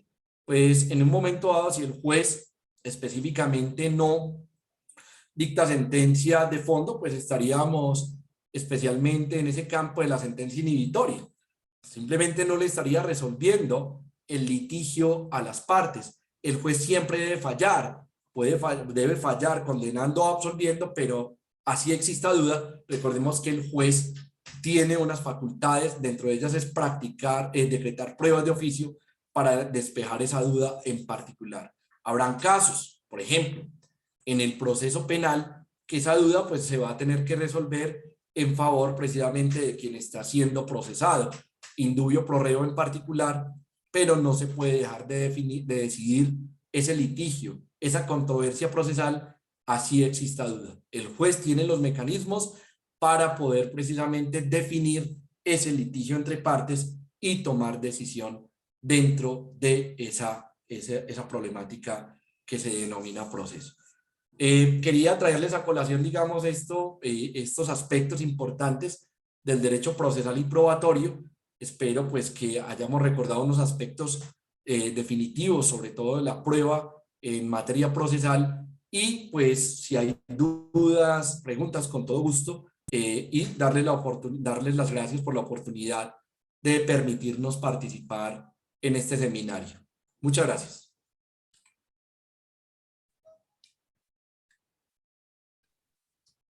Claro que sí, doctor Juan Diego. Agradecer obviamente su participación, el acompañarnos en estos temas que son tan importantes y de suma relevancia para, digámoslo así, todos quienes atendemos a estas situaciones procesales y que denotamos la relevancia que tiene la prueba al interior del proceso y que nos vamos a una de las máximas académicas del derecho, que es dar la prueba y obtener el derecho, ¿cierto? Eso simplemente creo que nos asienta en lo que nos ha compartido usted el día de hoy y que de forma lógica y secuencial se conecta con lo que nos compartía el doctor Pulido, pero sobre todo en este escenario centrado en la practicidad, por utilizar ese término, y si me lo permite, lo que es la prueba, desde todo el andamiaje, digamos así, esa preparación que debe tener, el cumplir con los requisitos y el atender a los principios propios de la prueba y la finalidad de la prueba, ¿cierto? Creo que de manera muy práctica, pero que también muy específica, nos permite entender el multiverso que hay alrededor de la prueba. Sabemos que en una hora eso es muy poco tiempo para hablar de la prueba, pero que son esos elementos que si nosotros, quienes asistimos a este evento, los apropiamos de la mejor manera, las herramientas que usted nos da hoy, doctor, son suficientes, básicas y necesarias para poder saber aportar un medio de prueba a un proceso y que esa prueba realmente sí nos sirva para la obtención de lo que buscamos o finalmente para controvertir todo aquello que dice quien nos demanda. No sé si de los asistentes alguno tenga alguna inquietud que le quiera plantear al doctor Juan Diego. Y si no, finalmente entonces dar por terminada la intervención y la sesión del día de hoy. No sé, profe Juan Diego, si quiera adicionar algo.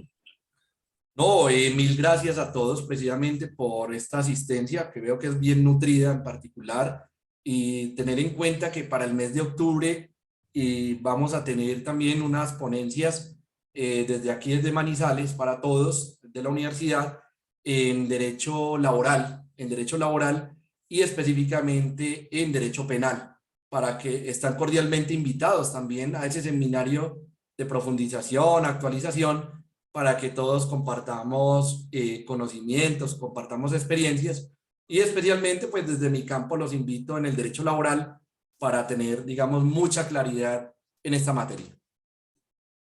Claro que sí, profesor Juan Diego. Como lo habíamos dicho el día de ayer que dimos apertura a este evento, el decano nos declaró, habrá una serie de eventos, porque nos tenemos que leer como facultad y que Manizales como centro regional también integra la Facultad de Derecho y Ciencias Políticas y que allí estaremos, cuente con nuestra asistencia. Todos así cordialmente invitados para participar en estos eventos. No existiendo preguntas, entonces, queremos agradecerle su asistencia en la tarde de hoy, recordando que mañana continuamos con otros dos invitados desde el Centro Regional Manizales y que en este caso abordarán las temáticas de contratos y obligaciones desde unos ámbitos muy particulares. Y el día viernes cerraremos esta semana del derecho privado de actualización, hablando de derecho comercial y derecho societario. Aquí vemos entonces César Vladimir y alguien que se identifica con iPhone HIC tiene levantada la mano, no sé si quiera preguntar. En primer lugar, César Vladimir, bien pueda. Profe, buenas tardes, qué pena, pero casi no logro conectar y por eso tardé en alzar la mano el sonido. Buenas tardes para todos.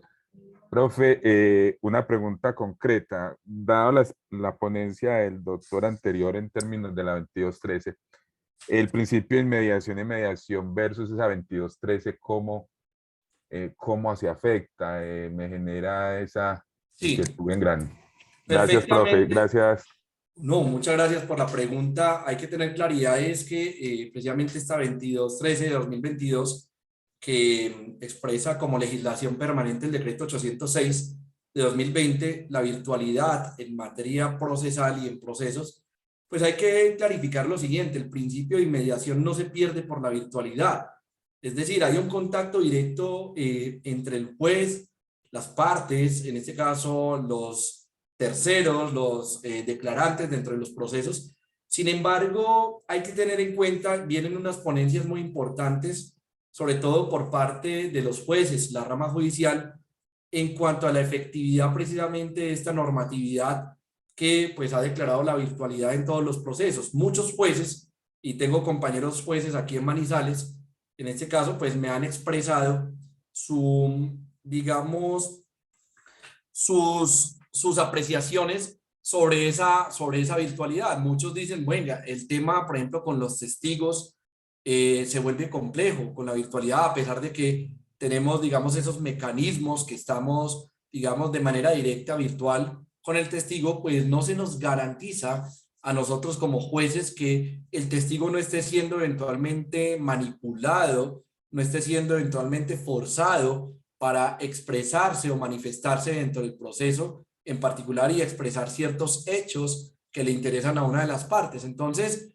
digamos que no se ha perdido ese principio, pero esto tiende digamos, a una nueva evaluación. Es muy posible que de esas ponencias expresamente salgan nuevos proyectos precisamente para reformar el tema, pero vuelvo y le repito, la inmediación sigue vigente, sigue latente, en particular con la virtualidad. Lo que ocurre es que a la mayoría de los jueces, a la mayoría, y lo digo por conocimiento propio porque he tenido la oportunidad de hablar con ellos, no es que les interese mucho precisamente por esa facilidad de manipulación de la prueba. Entonces, vamos a analizar qué va a ocurrir. Pues digamos que esto ya estamos con este tema desde 2020 en particular, pero pues eso se va a cambiar.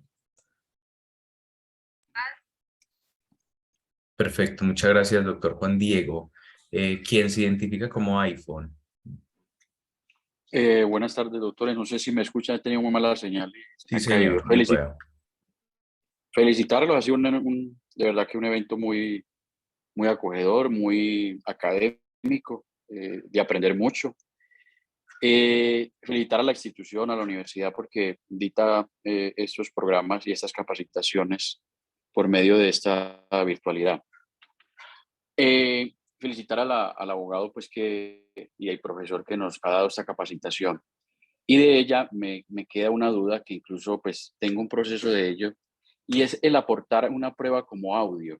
Me pasa en un proceso que tengo de simulación, se aportó porque resulta que quien se prestó para que le hicieran la escritura, porque realmente no hubo pago, no lo aportaron como prueba ningún documento alguno, los herederos, o sea, los demandantes, aportaron un audio donde grabaron a su tía, la graban donde ella les dice que les devuelve la finca si le reconocen tanto de plata.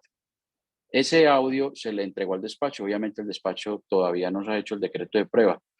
¿Qué tan factible puede ser que una prueba de esa pueda ser rechazada, sabiendo que estamos hablando de unas víctimas frente a esta situación de por ser herederos y al recibir el engaño por parte del padre y de la propia tía? Perfecto, sí, sí.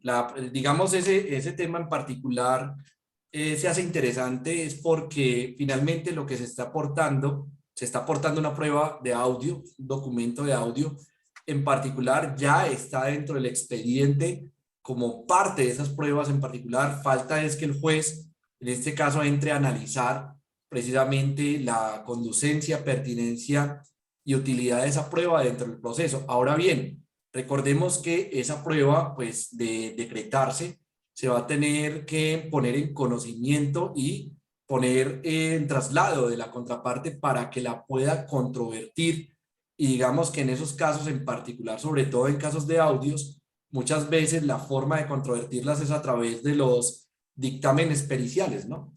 Específicamente un experto en estos temas de audio que pueda determinar la fidelidad de esa grabación, la certeza de esa grabación, en qué momento se hizo la grabación en particular, la voz de la persona, si es la que en este caso se está refiriendo en la prueba en particular. Y también pues el juez, antes de decretarla, va a tener muy en cuenta que con esa prueba no se hayan violado derechos fundamentales tales como la intimidad. Recordemos que en cuestiones de grabaciones, pues digamos, no estuve en toda la ponencia del doctor Jorge Hernán Pulido, pero en temas de grabaciones, pues el juez va a estar muy atento a que la obtención de esa prueba en particular no se haya, digamos, realizado desconociendo derechos tan importantes como es la intimidad. Digamos que es muy difícil pues obtener una autorización previa del tema de grabación, pues ahí era casi imposible obtenerlo, pero el juez sí va a tener en cuenta, digamos, cómo se obtuvo la prueba y va a tener en cuenta hasta qué punto esa prueba va a aportar al proceso. Aquí se va a tener muy en cuenta el derecho de defensa, artículo 29 de la Constitución Política, debido proceso y sobre todo que la prueba se haya obtenido con, en este caso, la plena formalidad.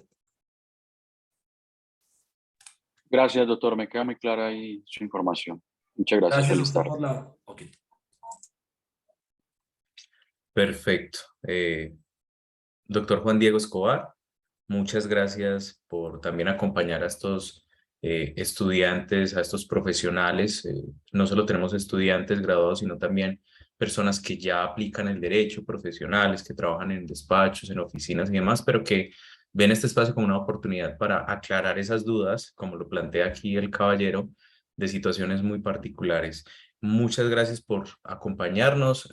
Maravillosa presentación, debo decirlo, muy clara, muy precisa y que finalmente nos permite confrontar todo el sistema de la prueba que puede ser en ocasiones el punto sensible o álgido y que por eso podemos perder en todo un proceso por el indebido tratamiento de la prueba o no tener ese cuidado y esas premisas que usted nos plantea. Muchas gracias por el permitirnos este conocimiento, compartir con todos los asistentes. A todos ustedes, muchas gracias por su asistencia. Como les decía, mañana nos encontramos, los esperamos para que hablemos de otras temáticas del derecho privado. Una feliz tarde para todos y hasta luego. Hasta luego, que esté muy bien y gracias.